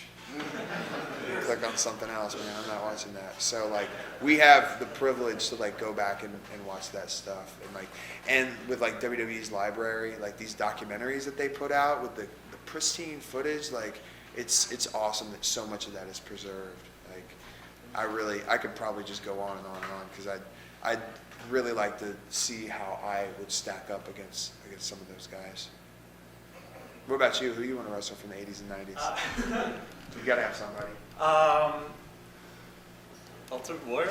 Oh, okay. All right, he was my favorite when I was a kid, man. And I think he is unfairly shit upon. Because what did he do? He made people react. He made people care about him. And, I mean, here's another thing. People get too wrapped up in talking about people personally that they've never met. Like, Ultimate Warrior, he's just a dick. Like, oh, tell me about the time the Ultimate Warrior was a dick to you. Please, tell me about the matches you worked with him and how it's, you heard on this shoot interview or whatever. Like, just don't. I don't understand why people conjure up these negative emotions about stuff that they've never seen or never done. I think it's kind of silly. But he got the reaction. He made really good money, and they wouldn't have had him as the WWF champion if they didn't think that he was going to be best for business. So I heard rumors that they're going to put together another documentary for him. So I think that's cool because he's one of a kind. That music still, right? Yeah. He's perfect. He's perfect. I'm not going to be like replicating any of his moveset anytime soon. But yeah. And like his promos too, like what? Like as a kid, I didn't understand it all, but when you go back and watch this stuff, you're like, God, what is he talking about? But it's so great, right? He's talking about getting run over by lawnmowers. How does that? It's awesome. That should be respected. Like he went and did something fucking crazy, regardless of how many drugs were involved. All right, what else we got? Where are we at, by the way? Is this 8:30? Is that clock right? Yes. Cool. Everybody having a good time so far? Yes. Cool. Me too. Sorry. Yeah. What's up? What would you do in a situation like, if you're pretty green and you're told by a promoter they want a certain business accomplished in a match or a certain finish, and then you're working with veterans or whatever, or a veteran or whatever, and they kind of go completely off of that, like, and me or whoever in that situation just says, just listen to what you're doing, but then it doesn't get accomplished what the person who's paying you wanted to. Yeah. How do you handle that situation? Well, if you're the inexperienced one in the match, it's not your job to call the match. I think it's like, if you find yourself in a situation in a match where things are kind of going haywire and you don't know what's going on, the best bet is just to try to get it get it ended as like amicably as possible. You know, don't try to fucking stay down. Fucking I said stay. You know, like then it becomes these like weird, like awkward, fake shoot work things that, and like then you guys both just look like amateurs. You don't want to do that at all. So it's just like get it over and then discuss later. And then also, whenever there's any kind of an issue in a match and you're done with the match, give yourself like 5 minutes. Wait, trust me. Just wait, because I've had so many embarrassing blow-ups. Like, I go through the curtain like, where the fuck were you? I told you to fucking do this. Da, da, da. And then you're so like riled up because you're like adrenaline's going. And then 2 minutes later, you feel like the biggest piece of shit because you just yelled at this guy, and then you find out it was a misunderstanding, and you find out that you were the one that fucked up, and then you're just like, oh man, I feel like such an idiot. Yeah, I don't want to ever feel like that. Like, so just wait. If you got into a fight with the guy in the match, well, shit, it happens. People disagree. People get physical, whatever. Just wait. Give it like 5 minutes. And then like, hey man, you okay? What happened? Whatever. As opposed to going, why'd you fuck this up? It's always better to approach things like, first ask if, show that you care about their well-being. Are you okay? What happened? And then it's, if he wants to blow up at you, let him do it. Let him get it all out, and then just kind of try to discuss it. And then also there's certain situations that you can't diffuse. You kind of just try, and then you just got to like, all right, this isn't going to work. Just arguing back never works. And then it looks unprofessional. People from the outside don't know what happened, and then they see this ridiculous situation, and then they start to make judgments on you and that person and whatever, and something that was as small as, why'd you kick out of that? That was the finish, whatever. Something really minute like that becomes this whole big thing, like now you've got a bad attitude, and now this. You don't want that stuff to spiral out of control. So just give yourself 5, chill out. Don't embarrass yourself. And also, here's another thing. If you have like the shittiest match ever, right? If you go out there and it's terrible. It literally smells like shit in the building because of the match you just had. And you walk through that curtain, 90% of those people did not watch what you just did. Don't tell them what you did with your like body language and throw in a chair or whatever. Just find yourself a place and then just... Everybody has shitty matches. But like there's so many people that like they had a shitty match just because of the way they're walking around. I'd rather just have people think I had an awesome match. That doesn't mean come back like, yeah, that was awesome, Don't go the opposite direction. But it's just how you handle things. And body language and how you carry yourself is very, very, very important because people, like I said, people make certain judgments about you as a personally, professionally, and you just want to, you don't want to screw up any opportunities. You don't want to make things more difficult for yourself because this is already very, very, very difficult. So if you're working against yourself, it's just no good. Make sense? Okay. What's the best way to deal with a burned out crowd as opposed to one that's like just dead because they haven't gotten anything that they wanted, one that almost got too much of what they want, Like, I know if you're in the main event, that also screws you over because you can't, they're already tired from getting too much of a good thing, but you can't bring it down too much. Like, what's the best way to deal with that? Well, personally, I've been on a bunch of shows where guys have gone out and completely unexpectedly tore it up. Just had like killer matches. And then you're just like, oh my God, like I had no clue that was going to happen. And it some people kind of feel like their thunder's been stolen, right? But I've had that happen tons of times, but I've never, once I started thinking like this, never since have I ever worried about following any match ever. Ever. I've gone after some of the very best, and I've never worried about it because worrying about it won't make it better, number one. And number two, just do something different. Don't try to beat them at their game. Try to, go off, tell them a different story, right? Now, that's not always easy. Go ahead, what were you going to say? I'm sorry. I was talking more about, like, say if it's some indie shows have like 15 matches that are very long, and the crowd's just physically just tired and dead. Like they can't cheer anymore. Like what do you do so it's just not crickets, you know? Well, you can try to be personable, right? If you ignore them, they're definitely not gonna get into it anymore. And if you just start rifling through your moveset, they're not gonna care anymore. But if you take your time in the very beginning, your way around the ring, you try to, what's the word I'm looking for? You just kind of get active with some of these people, and you start to involve them, like, hey, whatever. Try to do that. Try to connect with them like directly. Try to, when you're wrestling and you lock up, try to tell that story. Try to be very direct with it so that you can get some immediate feedback. Like if I'm talking to you, I'm trying to get something specifically from you. And then if you're not buying into it, I'll try down here and try down here. And then basically at the end of the day, if it's going and going and going and they're just not into it, just take it home.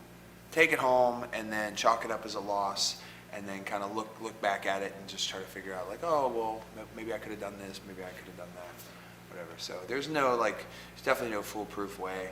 But if you're trying and you're trying and you're trying and it's not getting it, and you've already tried to switch things up, just take it home. Just get out of there. Because then you get frustrated, and you kind of get mad at what you're doing, and then when you are different emotionally, you're different physically, and that's when you run the risk of getting hurt, doing something silly. And then what's worse, like having a match in front of a crowd that's dead, or hurting yourself in a match where the crowd's dead. Like you don't want to run that risk at all. So that's kind of the best I can give you there. I'm going to do my little tangent about crowds real quick because I think it's really important. I learned this, or I first heard this years ago when Claudio was still living in Switzerland. I went to visit him one time. I had some shows and I spent a week in Switzerland, and there was this like old time wrestler. There was a Swiss wrestler named René Lassertes. And the only thing that people would know from him is if you read Jericho's book, he's one of the guys that booked him throughout Europe. He ran his own shows for a little while. And he's also like the genesis of the Lord Steven Regal character, like that's kind of where it came from. Anyway, this guy, old as hell. He only had one leg. He was like late 70s. But one thing that he said that resonated with me, and I say it to this day, is there's no such thing as a bad crowd. The bad crowd is the one that's sitting at home and didn't buy a ticket, right? There's no such thing as a bad crowd, just bad wrestlers, right? So what that means is it doesn't mean crowds aren't going to be difficult, because you're going to get some really, especially you guys are in the Philly area, Jersey, New York, the most difficult fans you'll probably ever run across. But when you get them, you got them forever, right? How many guys from ECW are still like crazy over because of the time they put in a decade ago, right? So you can't ever come back. You can't ever come back from a match and say, man, fuck those people. And, man, we're the shit, man. Those people don't know what the fuck they're doing, That doesn't get you anything. It'll make you feel better instantly because, like, everything I did was right, and then they didn't like it, so fuck them. You don't get better with that kind of attitude. And it's understandable to kind of feel that way and to want to place the blame on someone, but, like, don't get too wrapped up in it. Take it as a loss. Like, oh, shit. It's actually kind of funny. Honestly, you go out there sometimes and you tear it up and you have these matches and they just do not give a shit. Like, I'll tell this story. This isn't me at all. This is this dude in Australia. He was just wrestling on some small show, maybe like 40 people or something from my memory. And the guy, his opponent, goes to the floor, right? And he just comes running out, and he's like, ah, and he does like this crazy helo dive, and he like nails it perfectly. He hits it, he bounces back up, and he goes, ah, come on, right? And the guy sitting in the front row just goes, settle down, mate.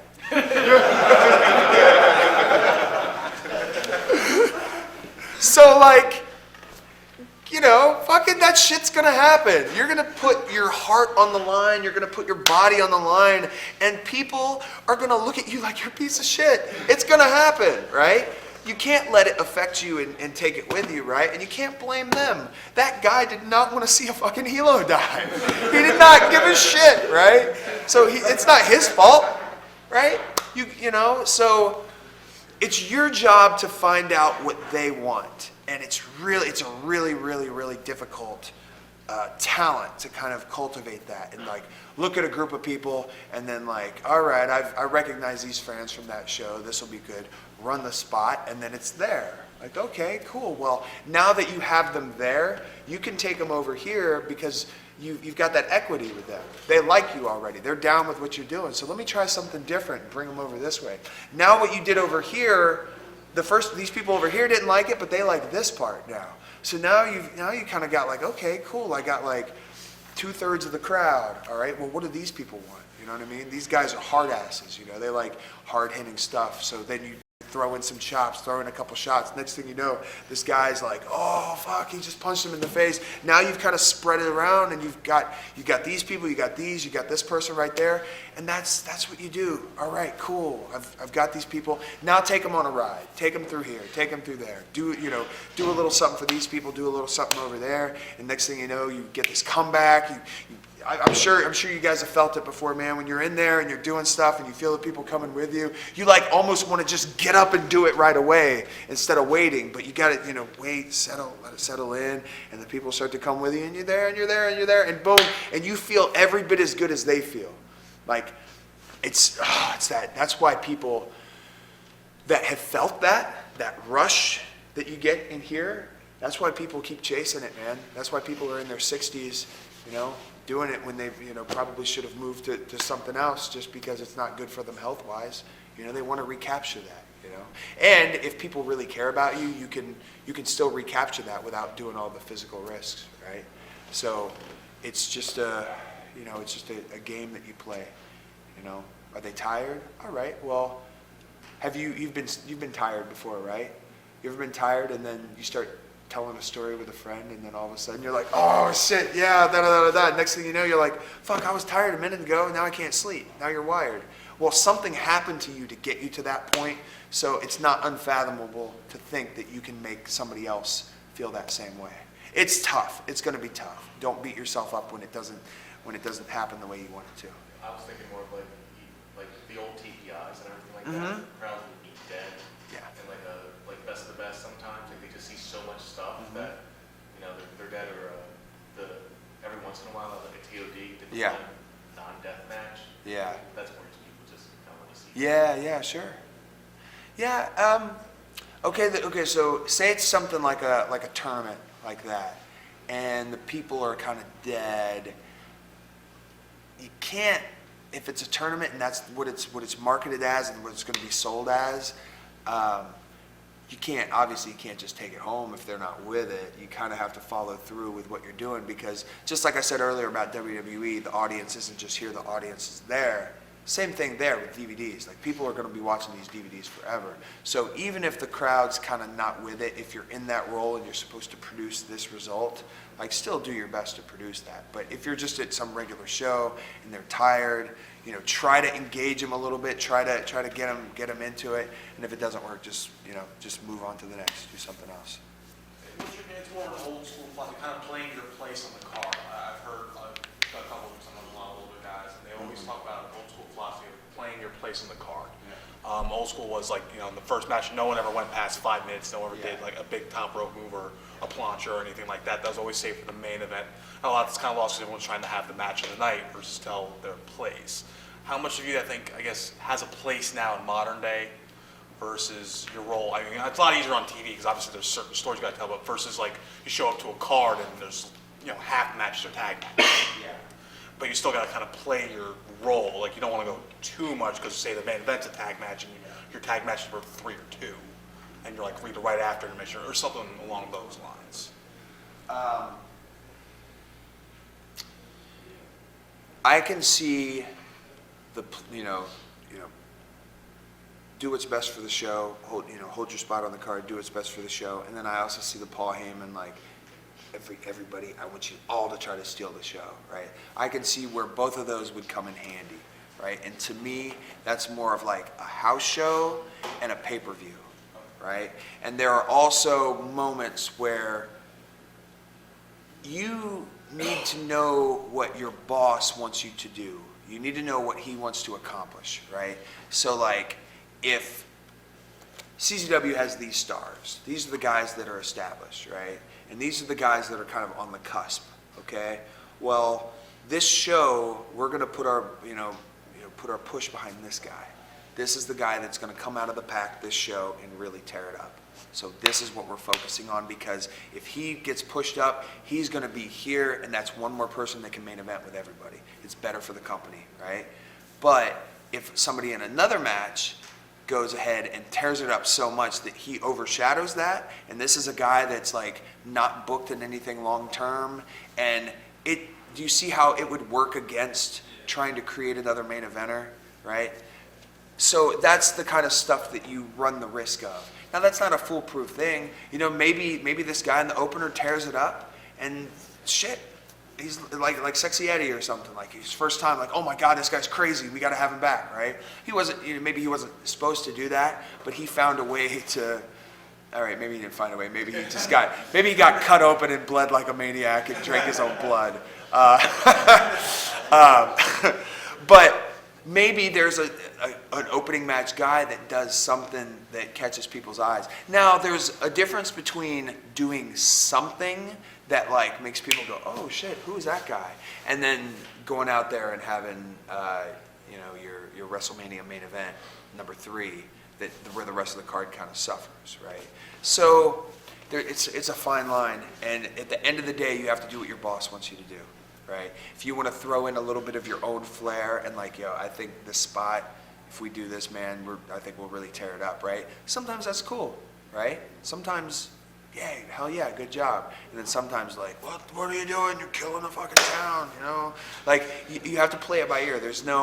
It's wrestling. There's no right, there's no wrong, there just is.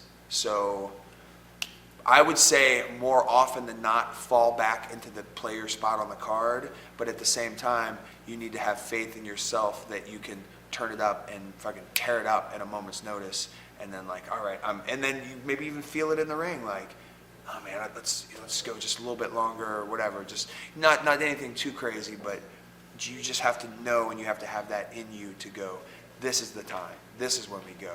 Because honestly, if you get the reputation of always going out there and doing shit, like, you're just not, people aren't going to want to work with you. They're not, because the whole match is going to get yelled at, right? Everybody in the match is going to get yelled at, and everybody's like, oh, him and he did this and her, whatever, and it just becomes this clusterfuck, right? So if you're the guy causing that, they're not going to want to work with you. So it's a fine line of fall to the back, but then also know when to pick your spots. Know when you guys are putting together like a 6-way or something like that.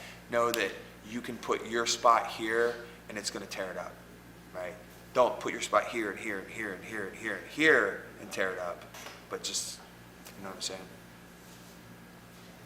When you first went to Japan, you were wrestling guys that spoke very little or no English. How difficult was it for you to adapt, and how did you do so? Well, before I had ever gone to Japan, I'd been going over to Europe pretty regularly, so I spent a lot of time in the ring with guys that either spoke no English or spoke just a little bit. So the first thing you have to do is not call a lot. You can't expect people's memories to be good, because if something fucks up and you're in there with somebody that you can't get back on the same page, like, that's just no good. That's no good. So also the referee is a very good liaison in this thing, like especially if you're in a foreign country. If you have a good relationship with the referee, he can convey things back and forth. He can save your ass when need be. So the key is to not call too much, maybe a few key things, and then when you're in the ring, you have to be very aware. You have to know where he is, know what he's doing. There's like the language of wrestling, like, oh, what is he opening up for? What is he feeding for? What should I do? you're coming off the ropes and he just shot you off and said something and you didn't get it. Like, well, one, if it's dangerous, just hook the ropes. Number two, really look at him, see what his body language is. Like, what's he doing? He's gonna hip toss you. You know what I mean? What's he doing? He's gonna drop kick you in the face, right? So the body language is very important, right? Now, also, what you'll find in Japan is it is so much easier than you would ever expect. It's just so not, they're not gonna go, okay, tackle, drop down, leapfrog, blah, blah, blah, blah, blah. They're not gonna call that, but they're gonna shoot you into the corner and say, stay. Right, so that's something easy. There's a lot of, they know wrestling English too. They know, the basic maneuvers and basic counters and stuff like that. So you can communicate that to them even if they don't speak English because they know some terms here or there. If they've gotten all the way to the fact that they're wrestling, their chances are they know a lot of English. They may just not know how to use it. So it's not as difficult as it would seem. Just don't try to do too much.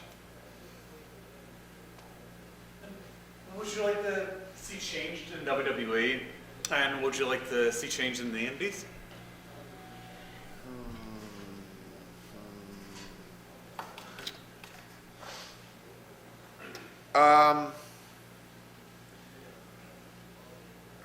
I think WWE is heading it in the right direction because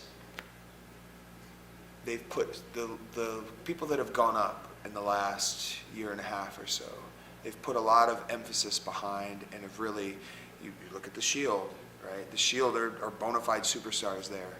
And that's just a year. That's really, a year and change since they've been up there. The Wyatts have this crazy package and they've been produced right there. So they're being very cautious about who they bring up and how they're presented. So I think they're headed in the right direction. You've got Big E, and then now you have like Sandow and Fandango and stuff they have their own little thing as well. I'm the kind of guy that wants more, but at the same time, you can't give them too much new information because they can only digest so much. So I can't really pinpoint anything as a whole that I think is screwing things up. I think it's just a matter of they've done a good job of elevating people over the years because Punk is seen as a top guy, amongst those people. Daniel Bryan's seen as a top guy with those people. When Triple H comes back, it's a big deal. When Undertaker comes back, it's a big deal. So it's they do have their guys. They're just trying to not push people too soon. They're not trying to, because for a while it was they'd give somebody a little bit, and if it didn't get the way they wanted it to, they'd kind of just abort mission, So I don't know. I would like to see it cleared out a little bit. I'd like to see some of those guys, some of the guys that aren't doing anything, let them go. Getting fired is not the worst thing in the world, right? Well, then what about the TNA? I don't really watch TNA. I pop it on every now and again, and they have some really, really talented people there. And I don't know. It's just, to me, a little bit from what I've seen, it seems microwaved. It seems so frenetic, and so it's hard for me to kind of digest what's going on. And I haven't been watching, so I don't necessarily have the connection with certain people when they're getting interview segments, so I don't really know what's going on. So there isn't much for me to just sit back and enjoy and watch. So, You being your size, big, tall, and the stuff that you can do, jumping to the top rope, the backflips, all of that, is there any specific training that you did or do, or how did you learn to just control your body like that? What did you do? Okay, so when I first started wrestling, my very first training, I wanted to do a moonsault, right? Because I love Muda. I wanted to do a moonsault. So I got it to where I could do a moonsault, right? But I was deathly afraid of backflipping and landing on my feet because I didn't want to roll an ankle or whatever. So I just kind of had that fear of oh, I can't ever do, I can't do that. It's too scary or whatever. I never really had the opportunity. So then when I started to pick up the lucha stuff, right, started training with Skydive, a lot of our practices would start off with tumbling and different techniques in and out of the ring or whatever. And then once you start doing these techniques, it introduces you to, it's like level 1, 2, 3, 4. You start adding things onto it. And then what you find out is a lot of wrestling is technique. And the more you repeat it, the better you get at it, right? And then next thing you know, you're doing these things that are like 3 and 4 part maneuvers that a couple months ago you couldn't even do the first part.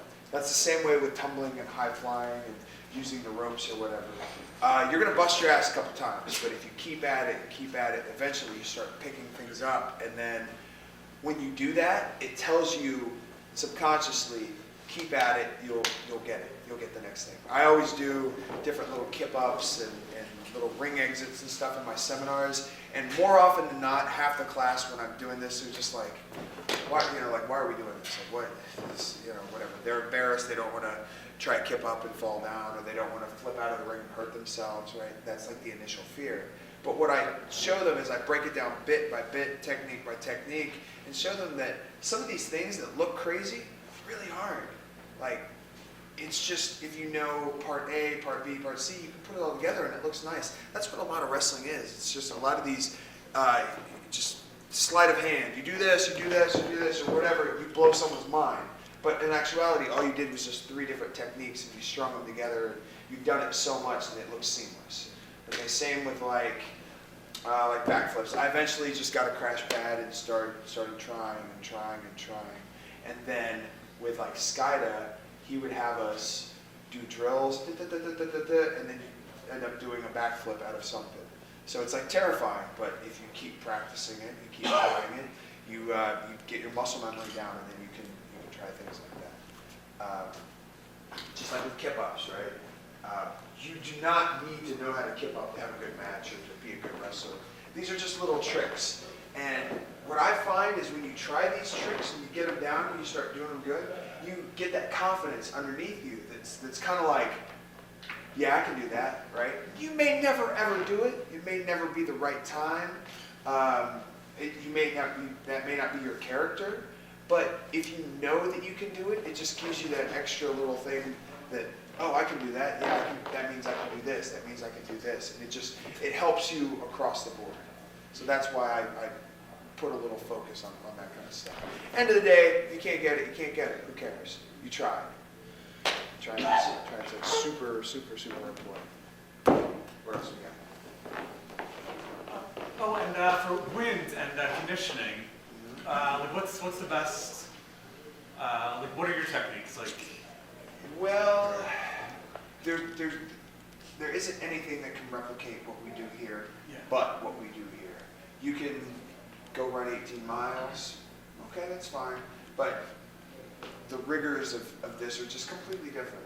The bumps, the hitting the ropes, the selling, because people can do drills and nail them and these blow up drills and be fine. The second they're out in front of a crowd and they're like emoting and they're yelling or whatever, they get blown up because you have to do all these different things at once. You have to, you have to interact with the crowd. You have to interact with your opponent. How many times have you seen matches where guys are just like, right? Like that doesn't look good. So you have to learn how to control your wind as you're doing it. So just get in here, get in here, do your stuff, and then test yourself. If you want to run the ropes as long and as hard as you can, time it, try to beat it next time. Something as simple as that. Or you can combine it with different little bumps, like 10 bumps, hit the ropes 10 times, 10 bumps, you can organize it like that, or you can just do it like, hey, let's chain wrestle for 30 minutes. No rope breaks, nothing. And then you just go and you whatever, and then you just get yourself used to it. So the only way to really get your wind up is, like guys all the time at the Performance Center, guys that get injured, like guys from the road would get injured, and then they would come back and be like, oh my God, I'm so out of ring shape. And it's not that they can't get on a treadmill somewhere, an elliptical, or jump rope. Like getting in here is what gets you back into the ring shape.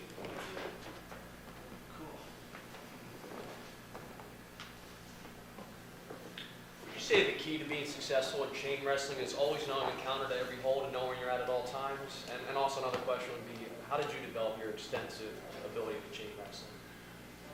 I would say you don't have to know a counter to every hold, but you just have to be able to think logically in that moment, because sometimes the best reversals aren't ones that are normal. It's just like, well, where's the pressure? Here's the pressure.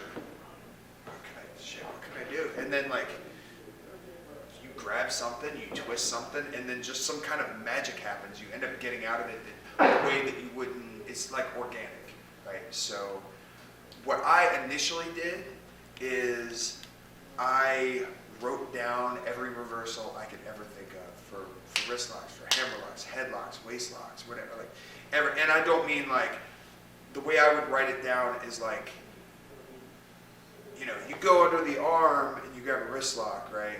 You go under the arm and you grab a headlock. Like that, to me, that's the same thing. So I would always try to make every technique different. So I'd have these like lists of stuff, and then me and my friends, we'd just kind of challenge each other. You're just like, all right, let's chain wrestle for 5 minutes. You can't do the same thing twice. No, you know, once you do it, I can't do it. And it just becomes a game. And then you're like in a fucking wrist lock, and you're like, God damn it, you've done like 6 things already. I can't. You did all my shit, you know, whatever. Then that forces you to think, and then that's when you can kind of freestyle and come up with stuff. Now, also when you're doing that, it's very important to not stop selling, because you're like, all right, what can I do? Because they see that. So you need to like, it's okay to be thinking, because in that situation you would be thinking, but this still hurts. You know, like if you've ever had like a legit wrist lock put on you, like it sucks. So don't forget that. Think, but you know, so just repetition, just like anything else. Trying. And what I used to do, I would write down everything that I knew, and then I would like keep it. And then when I'd watch a tape, and I'd see like Reckless Youth did this, you know, wrist lock, he brought the leg around, took him down to the drop toe hold. I'd like, oh shit, and I'd write it down. And it'd be like Reckless reversal, you know, or Eddie Guerrero or Dean Malenko, you're watching him, oh, he shot around into this waist lock. Like, okay, let me rewind it, let me step, because a lot of these things are confusing. Also, when you take notes, it's very helpful to make them as detailed as possible, because 75% of the notes I've taken over the years, I look at them and I have no idea what I meant. Grab leg, turn right, put arm in fist. I'm like, I have no, it's just useless. So try to make your notes detailed so that you can recall them at a later date. But those are very helpful. And then like I'm a big wrestling nerd, clearly. So me and my friends would like have these like lists, and then it'd be like, I've got a new reversal, like, oh, okay, cool, or whatever. And it's just silly stuff, but it gets when you start thinking that way, things start popping up to you, and you go, it just opens up like a whole new world for you. And then once I got into British wrestling, that opened up a completely new world of chain wrestling, because they use different holds. You know, there's the clinch, there's the cravat, there's the cording hold. And it's like all these, oh man, that's like a whole new, it's like you get to the next level in a video game, and like there's these new things, like, oh, okay, cool, whatever. And that's kind of how my brain works when it comes to those things.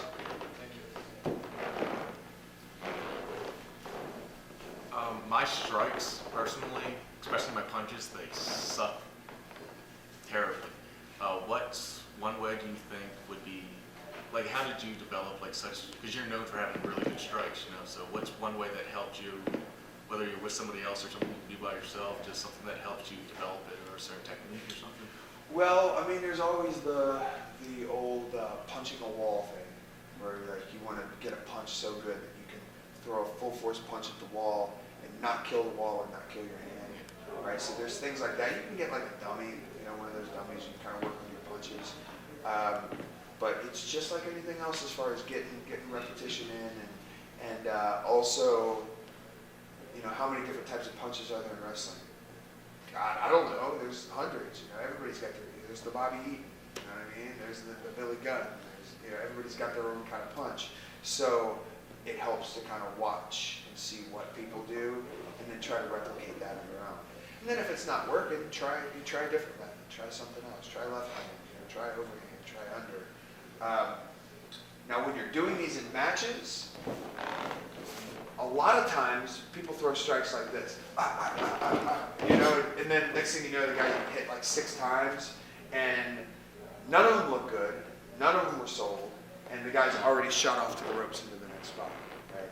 So, take your time. If you notice, like when I throw my strikes, unless it's like a comeback or something, it's always like, boom, and I'll catch him with one. And then I'll let that register, and I'll kind of see it. And I don't want to cover up the first one with the second one. Maybe there's a time and a place, and I'm fucking mad, and I'm going to pound the shit out of the guy. That's okay, but you don't want that to be your default. You want to make each thing that you do, each boot, each punch, each elbow, like you want to draw as much attention to that as possible. And the reason I'm saying this is when you do something that you've done a million times, your instinct is to just kind of go through the motions. Because when you go through the motions, you're allowing your facilities, you're freeing them up so that you can do other things. So that you can. It's kind of like when you had your first driving test or you first driving, you were like, your asshole was tight, and you're like, oh, whatever, and like you're like trying to get the turn signal, and you're going like. Now, you're like, thumb is on the steering wheel, you're like eating a sandwich from Wawa, you're texting on your phone, like, you got it. You're going through the motions, right? But like, if a cop comes up, you're like, oh shh, you go back to that, right? Well, in this scenario, the fans are the police, and you don't want them to see you texting on the phone, right? So, everything you do, put 100% thought into it. Okay, don't just, all right, I'm going to shoot him into that corner, so I need to send him to the corner, right? Give him just one fucking good shot. Boom. And you know what? The shot may be so good, you don't even need to go to the corner. Because what you were going to do in the corner isn't going to get as good of a reaction as what you just got there.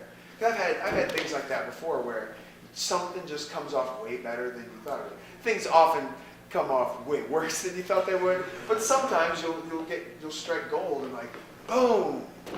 Then don't rush past it. Let it happen. So when you're doing your strikes, concentrate. It's got to be full extension, draw back, follow through on everything. And then also, you don't want to hurt the guy. That's one of my biggest fears. Broke your nose. I'm sorry. Yeah, well, if you've got a buddy, if you're training, right? All right, punch my hand. Boom, boom, punch my hand. Boom. Like, you're really hitting my hand hard. Okay? If this was my face, we wouldn't be friends anymore. And then take turns, work on shots, work on uppercuts, work on elbows, work on D's. Like, just take your time. Don't get too frustrated. You may never throw a good punch ever. I'm sorry, it just may never happen. So you know what? Don't punch. Right? What is it? I may be getting the story wrong, but what is it? Tommy Dreamer's got a shitty drop kick, but nobody knows because nobody's ever seen Tommy Dreamer throw a drop kick. Right? So if you're not good at something, don't force it. In training, force it. You have to confront your biggest weaknesses. Not just to get over them, but you have to get over that in your mind. Right? You have to get over the weakness of, I can't do this, I'll never be able to do it. Like I used to have a phobia. Not even, phobia is too strong, but I used to be scared to do the top rope superplex, like both people on the top, right? It just terrified me, because it's like, oh my God, there's no room, or I don't know how I'll do it, right? So I was in a match with Bull Payne, and he got me up for the superplex, and I'm like, I'm sitting there, and I'm like, oh my God, oh no, please, right? And then I was just like, okay, well, I guess so he had me hooked like in a front face lock, and then like, okay, I guess I'll do this, right? And then he started to go, and I was like, I got it! So like, I landed, he gave me like a super DDT off the top rope. He wasn't trying to suplex me, he was just losing his balance. And if I wasn't being a fucking weirdo, I could have based for him so that he could have climbed up, and then I could have gone up, and then he could have suplexed me. But no, he got very mad at me. He was very, very angry with me. I could have hurt him, I could have hurt me, Yeah, it took, after that, it took Will Payne a long time to actually like me. But yeah. So if you have a phobia, confront it. You know, if you have some wrestling thing, whatever it is, sunset flip, or even something is, I know people that don't like to take shoulder tackles because they smack their head. Well, somebody's probably going to give you a shoulder tackle in a wrestling match sometime. So you got to get over that. There's certain little things. I don't throw a good punch. Work on it. You know, if somebody you're wrestling, hey man, I want you to get me in the corner and throw punches, right? If you say my punches are terrible, he's not going to say, yeah, do them anyway. You know? No, he's going to say, all right, well, what can you do? You're like, well, I've got a really good European uppercut. There you go. You know, so try to get better at all these things. But if you can't and it's just not working for you, you know, save them for another time when you got them down.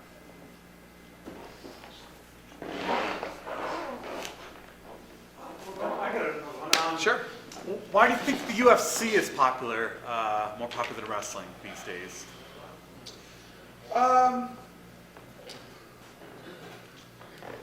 Okay, there's a lot of reasons. Number one, I think it's marketed and promoted so well. That's one thing. 'Cause people know about it, and these stars have been built up. But it's also just like real aggression. Like people are pounding the shit out of each other. Like, you know, like how many views do those videos on YouTube get when somebody's really fighting, right? But this is like, these guys are like trained killers, you know, and like lethal fists and feet, and they're going in there and they've got these backgrounds and they build them up so well. You watch these highlight videos and they tell the story, and they go with Cain Velasquez to his training dojo and they tell this story. It's very similar to what we do, but they have the edge that like, shit, like this is real. It could like end at any second, like this stuff does. But some of their matches are boring as shit. Right? Yeah. And that's their weakness, because that's when you have a real thing, you know, whether it's a real sport or real whatever, you know, some baseball games are terrible to watch, right? You know, same thing. But like some football games are terrible, right? But what we can do is we can recreate that. You're down by 6 and you've got the ball with 30 seconds left and you drive it, you know, 60 yards up the field and you score that last second touchdown. We can do that every match. We have the ability to cultivate a story. Now, we don't have the 3 hours it takes to tell like a full story like that, but we can tell a version of it.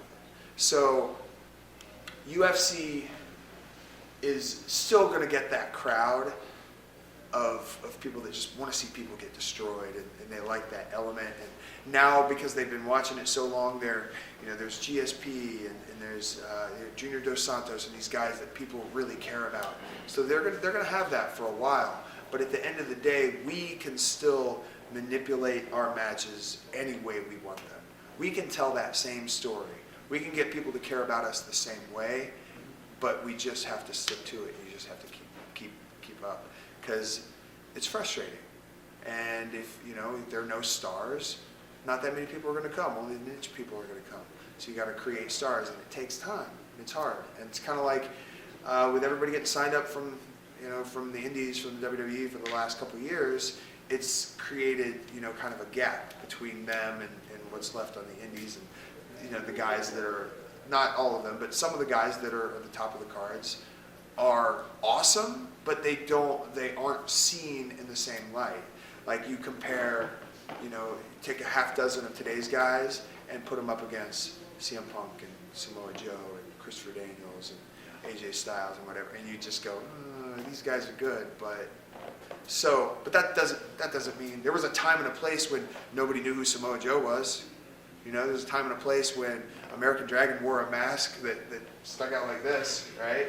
Nobody knew who he was. So if it's been done before, it can be done again. So yeah, that had nothing to do with UFC at the end. What's up? Would you mind going through some chain and critiquing? Yeah, sure. Give me something to go off of. Just from the lockup? Okay, sure. Mr. Gulak, are you warm? Yeah. Would you like to see a little bit and then kind of ask questions? Whatever you want to do. Okay, yeah, whatever.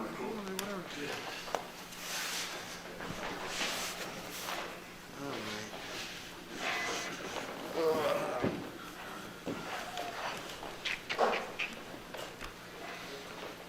right, so we'll just kind of roll around a little bit and kind of play around and see what happens, and yeah, this isn't just for you.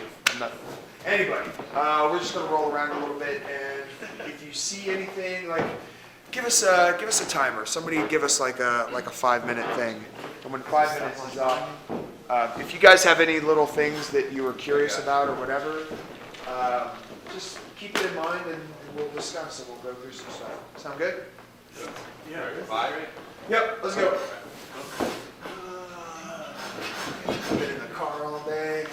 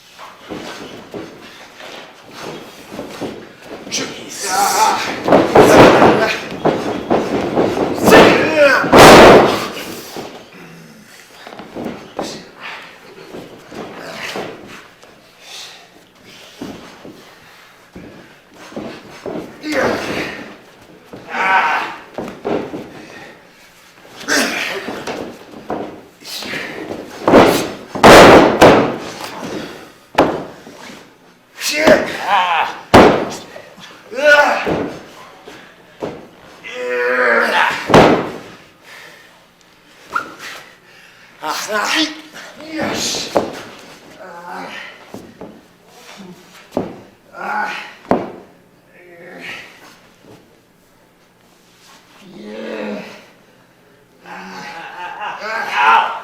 See. Yeah. Shit.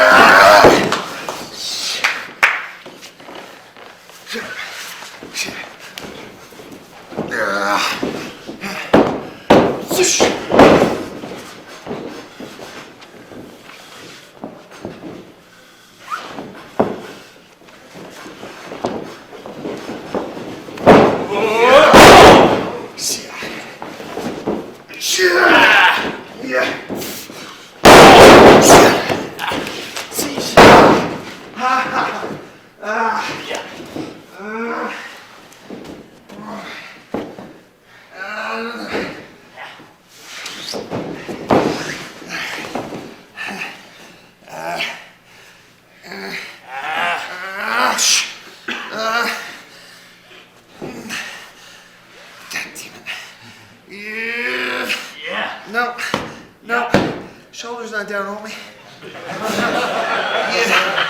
Yeah, okay, there it is.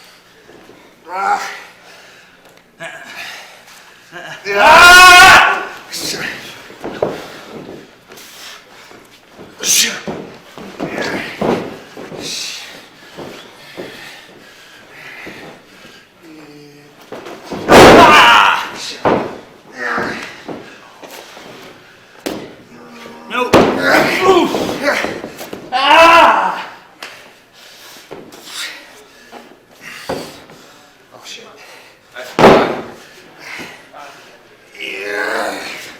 There you go, man. Yeah.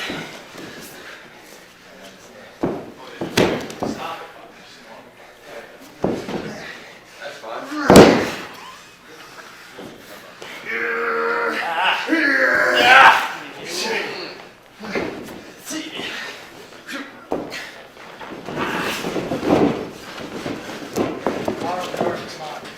Time? Yeah.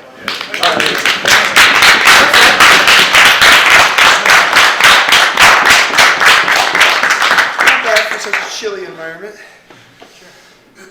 All right, who's got questions? I noticed there was a lot of times where it's all about going with where you're trying to take him and your body motions. He's feeling where you're going, and that's just a big part of chaining. So, like, where in the world where exactly were you at when they focused on chaining like that? Okay, so if you noticed, we gave each other space in between holds, like a pin, right? I'm got him down for a pin. I don't know what's next. He doesn't know what's next. But we stayed close and we took time. So if I'm going for something, as soon as we get out of it, I'm gonna grab it. So we both have that, like, you make yourself available and then boom, you grab into something. So it's just a matter of not rushing. Like, anytime I took him over, I made sure, like, he had an idea of what I was going with. So you try to take somebody over and they're not ready for it. Right on their head. And then you might hurt them and you look like a shitty wrestler. So you don't want either of those things. They both suck. Hurting somebody sucks worse. But yeah, give yourself time, give yourself space. We also never kicked out and we're like far away from each other, because now if I want to go for something, hey Drew, grab me a full Nelson, you know. But he's got me on a pin, right? Full Nelson. Yeah.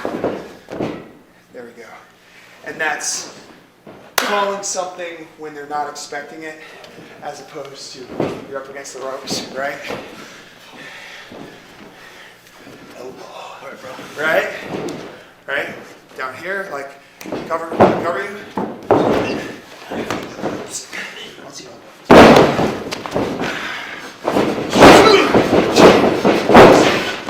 Completely eliminate that. Because even if you're not calling anything, it looks like you are. Sometimes it happens. Sometimes I do it. I don't mean to. I watch it and I get embarrassed. But yeah. Amazing, first of all.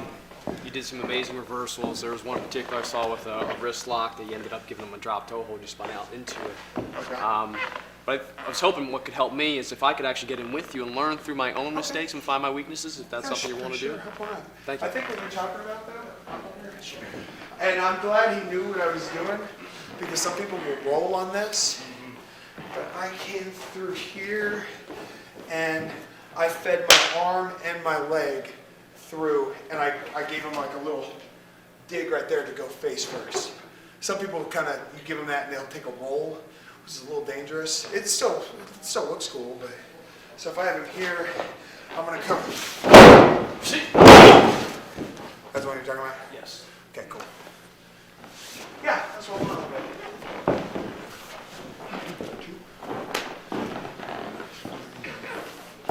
How many matches have you had? Been working on it a little over a year. Okay, cool. It's not like your first. No, not I'm just playing. I don't give a shit. Wouldn't it be awesome if I locked up and just dumped him on his head? Yeah, man, cool. We'll do some chain wrestling. Ah!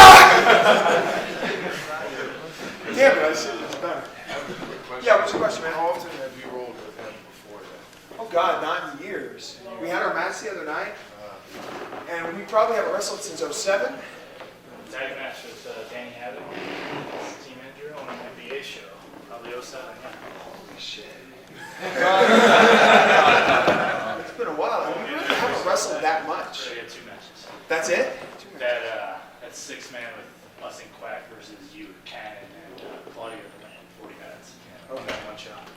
Okay, so we've had 2 matches. That was not fun. But like for a year and a half, you were at my practices for pretty steady for about a year and a half, something like that, right? At least. Yeah. So we've got a lot of familiarity, regardless of, and that happens like that sometimes. You build up something with somebody, and then you go away for a while, and you come back and revisit, and it's just like he's, he's obviously been working on his shit, so he's like so much better than back in 6 years ago, right? So. Wouldn't it be sweet if we like also had like met prior? And like, all right, listen. Everybody's gonna think it's on the fly. All right.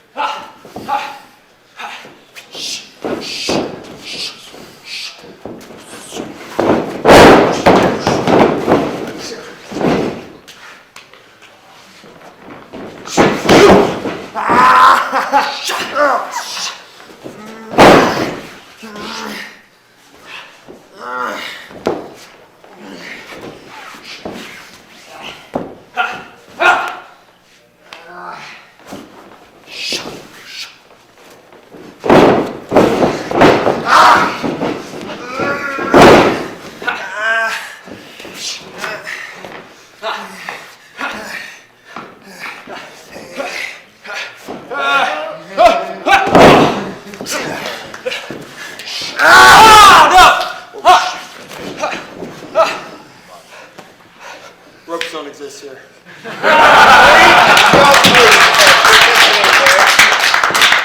My nigga ain't even there.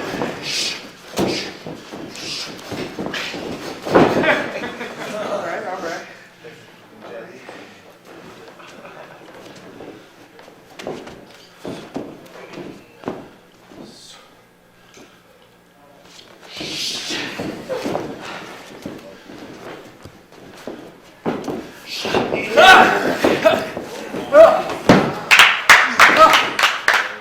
That's time.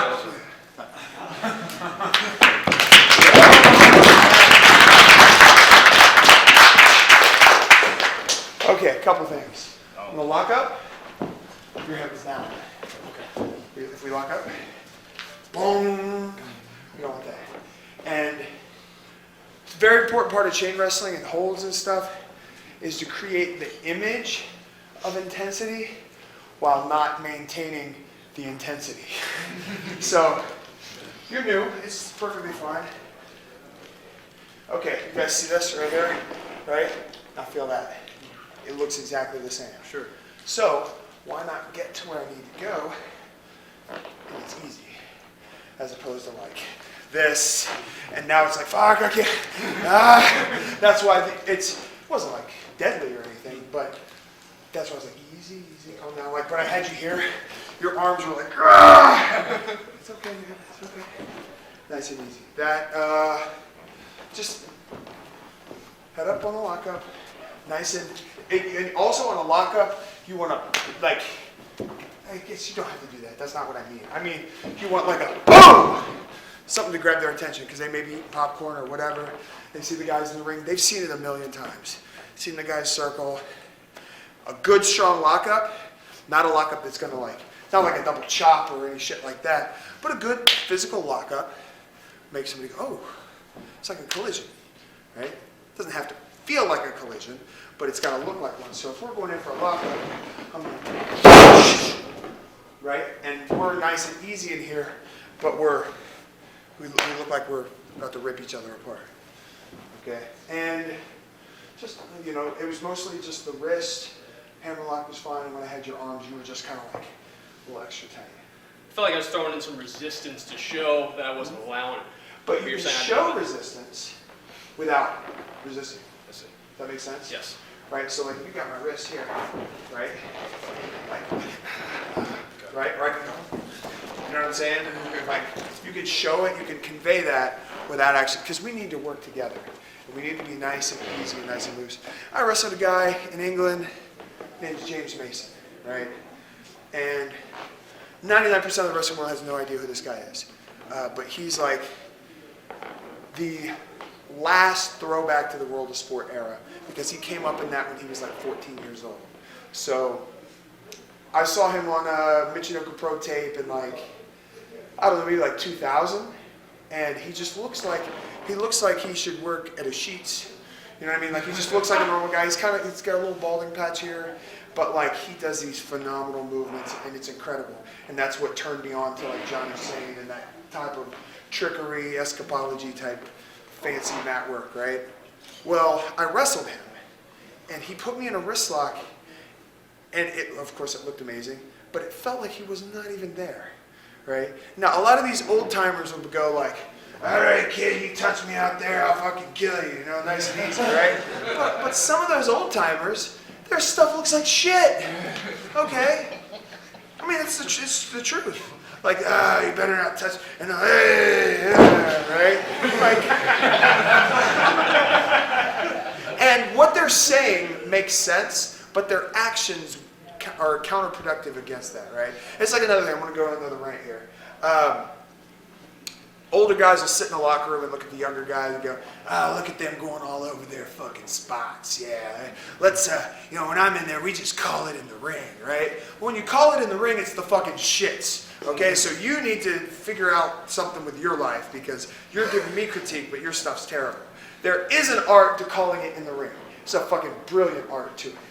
But calling it in the ring, for some people, is just being fucking lazy. You don't want to put any thought into it. You just want to go out there, you want to do a couple moves. When you call it in the ring, legit, you're listening to the people, you're working with your opponent, something happens that you didn't expect and you make it 10 times better than it was supposed to be, that's the art of calling it in the ring. And you have to do it to get better at it. Not this lazy bullshit, it's fucking Mark's going over their fucking match, whatever, right? That's two extremes. You don't want to go over your match so many fucking times that it becomes a dance routine, right? Then there's no feeling. But you also don't want to go out there and not call it and have a lazy match with no fucking bumps, right? So you have to like meld them together. A perfect balance of calling stuff and putting it together, and then leaving room to switch things up. To see that these people are giving you heat. To see these people are giving you heat, and you're supposed to be the fucking babyface. So you need to figure one of two things. How can I turn these people? What can I do to make them go, oh, you know what, he's not so bad. Or, if it doesn't matter, and storyline-wise, fucking flip it. Don't be afraid to flip it. You know, and all of a sudden, I'm putting heat on you now. And it's easy. Heat is simple. And I'm sure he can come up with a basic, 3-bump comeback or something similar like that. I know his shit. We called it in the back, so I know his moves are. You just have to move them around a little bit. So you have to give yourself that freedom sometimes to go out there and, you know what, let's just do it. And honestly, when you go out there and you don't call it, and you go out there and you have a good one, and you come back, it feels awesome. You feel like, all right, yeah, I got this shit, right? And you want that feeling. You want that confidence that goes along with that. Like we do this to get that. And when you can get that, like this, it's pretty amazing. All right, what else we got? You have any more questions? Just to learn more extensive chain, if there's anything else you want to go through with. No, it's just also when you're chaining and such. This isn't necessarily directly to you, but you want to. Okay, let me see. Put me in a wrist lock. Put me in a wrist lock. That's not realistic, right? Ow! Fuck! God damn it! So wrench it. Wrench again. Oh! Put it in fucking quit, you know? And then obviously you're not gonna just keep wrenching it. You wrench it once and you're like, fucking staying still. You know what I mean? Like a parent like will smack his kid. He's not gonna go, ha! Right? So this is fucking, I got you. You start to fight. No, see, don't oversell it. Sell it like it is. It's a little bit, right? And then, boom! Sit down, motherfucker.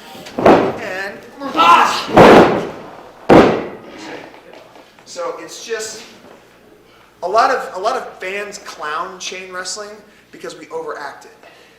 We like, I'm thinking of fucking, you know, and later on you take a brain buster and you hop up at 1. Right? But man, you got some shitty joints. Like, oh man, I fucking burst a sack. Right? So that's just another one of those things that's not congruent with what you're doing. So it's just, don't oversell it. Sell what needs to be sold, and then block it, and then okay, shit. Plan B, fucking plan B. What's plan B? All right, grab him in his face. Ah, shit. All right, plan C. I got his foot. You see what I'm saying? Then you kind of tell that story. You see a lot of people sell a wrist lock to their shoulder, but Yeah. you always feel that should be sold. Yeah. to the Well, wrist. no, it just depends. As a Because like, direction or not. if I have you here, this is wrist. But if I, you see what I mean? Gotcha. You know? You believe selling to the crowd or to the opponent? You want to show your face? Well, you want to do that, but get back to, you know, fuck. Because if you're not fighting the pressure anymore, and he could put you down in a wakigatame and snap your elbow out, and it's over. That's like Boss Rude, sorry. So it's just, it's really tricky, but it balance out the authenticity of what you're doing, and put a little panache on it, but you don't want to oversell it. Because later on, you're not going to be selling shit anyway. You know. I don't. All right, what's up? What you got? I noticed that when you are in a wrist or an arm or something like that, you sell when you bounce around on one foot. Yeah. And you bounce. Do you do that to show your face off to everybody, or what's the purpose Drew, of that? hop up here real quick. What you got? Thank you. Thank you very much. So he's got me, basically I think what you're talking is he's got me in a reverse wrist lock, and he's trying to take me this way. My momentum is, that's not like I'm doing that. It's, if he really gets me, like really take me down, right? But it's me anticipating what he's doing and, you know, fighting against it. So basically, I'm gonna roll through, and then he's gonna put the brakes on. So if I'm here,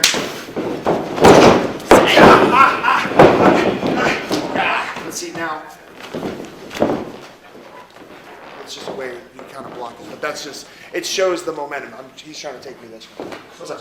Basically a theatric show to show that you're off balance. Yeah, absolutely. And a lot of chain wrestling is, he's got a hold. I have a hold. He's got a hold, right? You can do that. That's okay. And sometimes you only have 20 seconds to do something like that, so trade a couple holds. But, boom, he's got me in a hammerlock. Okay. I reach over here, he wrenches the hammerlock. Ah, fuck. I try to come this way, he wrenches the hammerlock. Ah, fuck. I reach down here, he tries to grab the hammerlock. Ah, shit. And then, bam. Shit. I couldn't get out of it, so I had to resort to something there. It's just a little story, as opposed to like a hammerlock. All right, grab it. Grab a hammerlock. Grab a hammerlock. You know. Pow! You see what I mean? What? That's a different story. That's not a bad story. It's he's going. I'm frustrated. I pop him. It's just a different story. But I'm trying. Then you can, God damn it! This fucking, does he not know? Like, and then, boom, right across his face. Now, I'm trying to fucking pop my arm out of my socket. What's your problem? I thought we were cool, you know? It's that kind of thing like, you hurt my arm, you son of a bitch!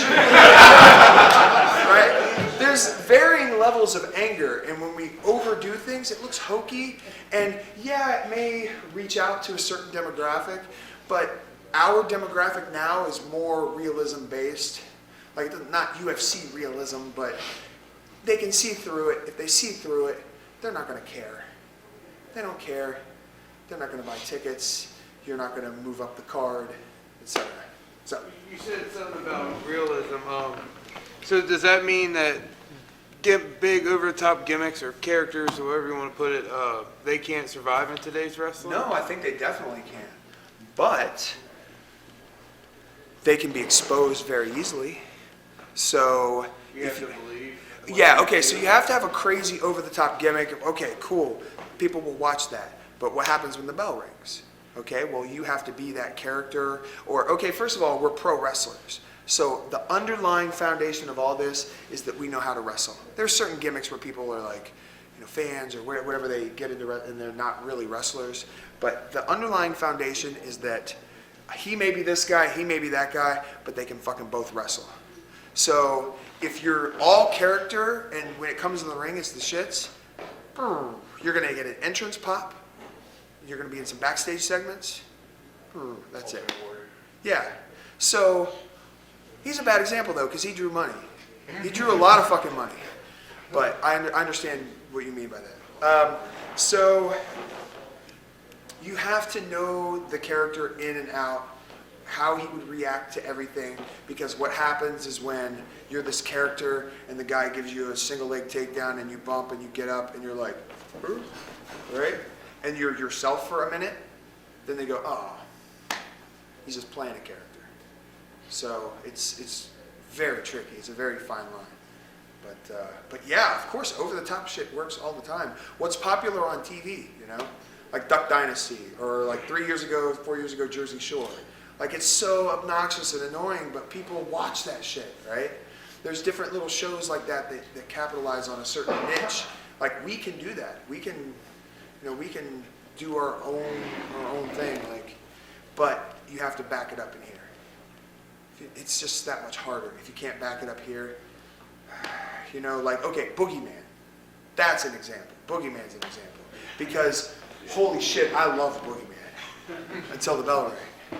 Right? Because he owned it. He was fucking amazing. His paint, the worm, like this whole, like, why does he have a clock? Why is he bashing himself in the head with a clock? Where does his teeth go? Right? So it's just all these crazy things. And then he'd wrestle and he'd be like, and like, wait, though, that's not that crazy motherfucker that's sneaking out from people's beds, and like that's what happens, You have to be that guy, and now fucking Boogeyman's gonna watch this and get really mad at me. That's just the first example I thought of. But when he's on offense, he's doing his shit. But you just have to be that guy, 100 times out of 100. Do you watch The Undertaker? Have you ever seen him like fall out of character for a second, like ever? So that should go with intermission as well. Yeah. Heel or baby. Yeah, sure. Now,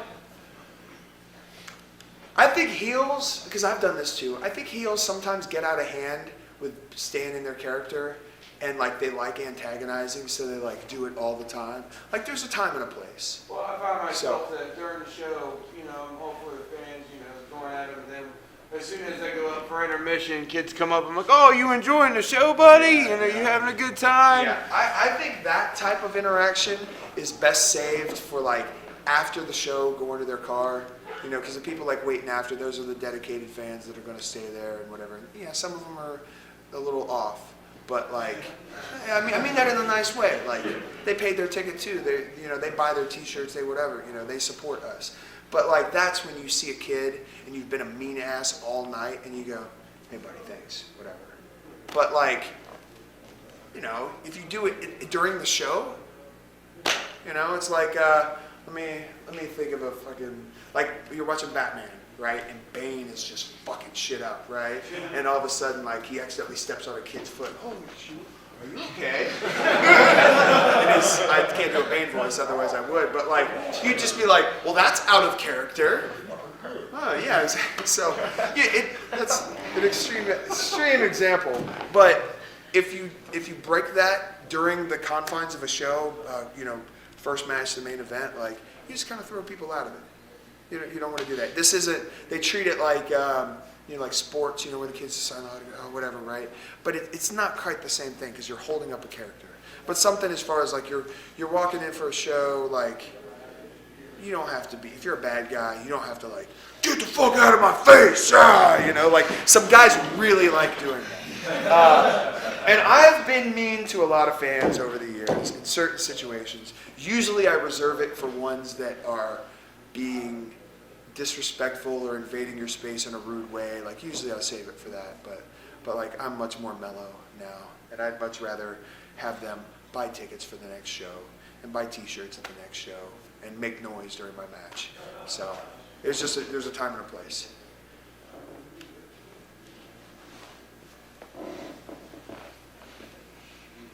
This is kind of weird, but have you ever seen a Samoa SWAT team match where like they just kick someone in the face and the person Frankensteins? Oh yeah. Yeah. Of course I have. Yeah, Mike Austin. Yeah.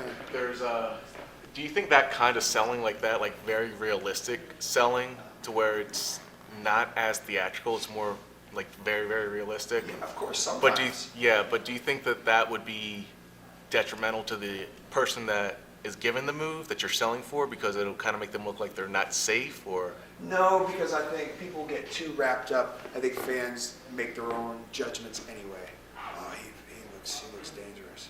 Well, okay, he looks dangerous, but they do dangerous things in the movie Saw. So, like, oh man, I don't want to work with that Saw guy. He fucking kills me. You know? So, like, let the fans make their assumptions, and it matters what your opponent thinks. So if you can work the fans that much, make them think. Absolutely.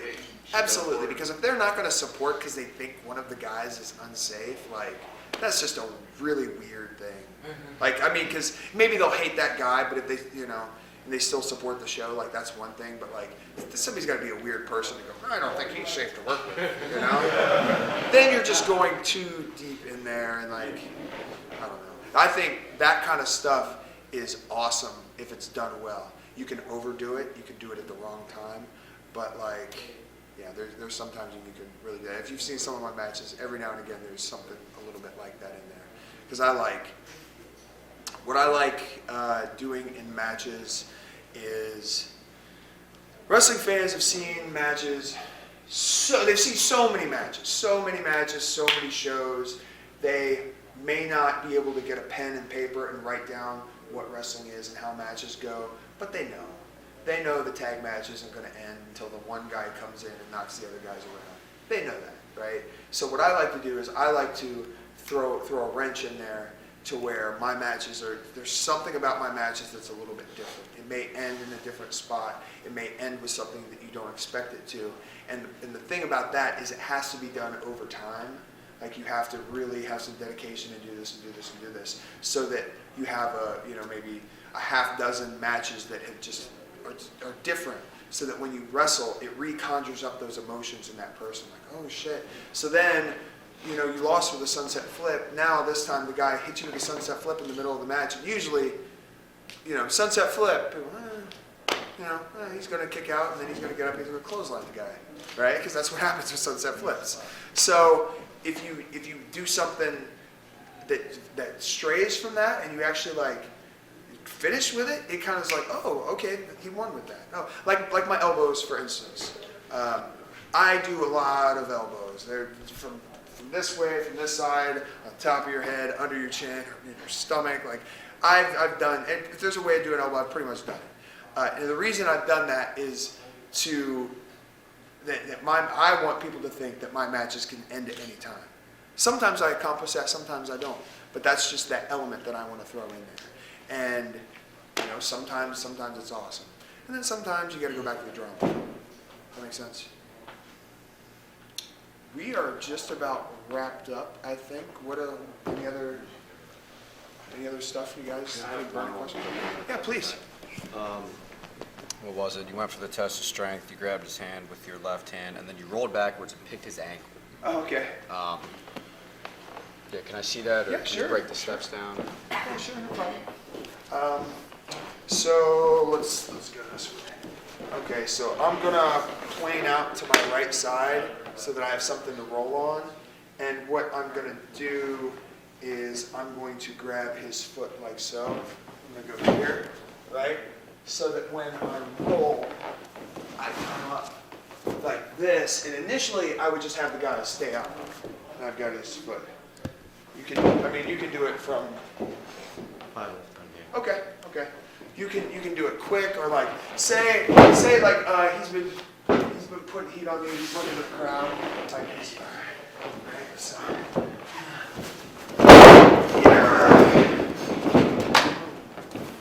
It's just kind of a transition.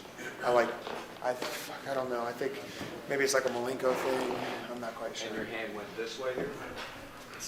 Right here. So he's got me here. Okay. Boom. So yeah, because what happens is when you rotate around, you end up grabbing it here. So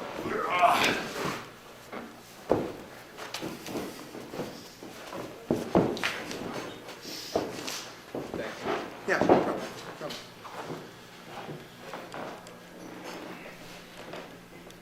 I saw this. Rock on.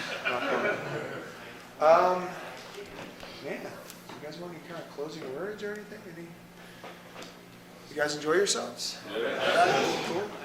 All right. What should we all do to make wrestling popular again, or to stand out and be different and just build it up and all? Man, just okay. Yeah. So you have to be an ambassador of pro wrestling. So, because people are going to ask you eventually what you do, right? And number one, you can't be ashamed of it. It's a weird thing. It's going to take some getting used to, like, yeah, I wrestle, but it's not WWE, but it's kind of, like we've all had that weird conversation with somebody, and most people just like to stray away from that and not even talk about it. Be proud, man. This is shit children watch and wish they could do. And then they grow up, and then they end up in an office, or they end up delivering pizza, or they end up going to college for 8 years and not using their degree, right? We get to fucking take Frankensteiners, right? We get to shop each other, which is weird as shit, by the way. Like, like a weird, rah, rah, rah. We get to do this, and it's this crazy moment where everybody watching wishes they could live vicariously through us, right? And we have that ability, regardless of whether there's 10 people in the crowd or 100 or 1,000, like we get to do that. So you need to be an ambassador for that. So when you talk about it, don't be annoying, but be proud. Like, yeah, it's fun. It's a lot of fun. Wrestling raised me. I was 18 when I started wrestling, and I knew shit. I went to college for less than a semester, and I majored in liberal arts. And that means it was like 13th grade. So I had no idea what the fuck I was going to do. I started to wrestle. I started to travel. I met people that I know to this day and cherish with my heart. Like, it's brought me so much. And so I'm overflowing. I love it. So everybody, when you talk about this is cool as shit. We're in a fucking really weird rock band. Right? That's what it is, man. I've met people that play music everywhere. This is the same damn thing. So enjoy it. Stay humble. Always never settle. Never settle for like, that match was okay, but whatever. Like, no, find out what wasn't okay in that match and make it better. Make sure that the fans that paid their money's worth, like, how hard is it to make $1 nowadays? It's fucking tough. And then the second you make it, it goes out the window, right? So the people that are buying these tickets, that's hard-earned money. Make it worth their while. Whether they want to boo you or cheer you, like, just give as much to it as you want out of it. And some way it'll come around. It may not come around in wrestling success, but it'll come around in life. So that was a little impromptu. But just love what you do. Enjoy it. Appreciate it. It doesn't owe you anything, so just give as much as you can to it. And remember when you were a fan. Just remember. Cool?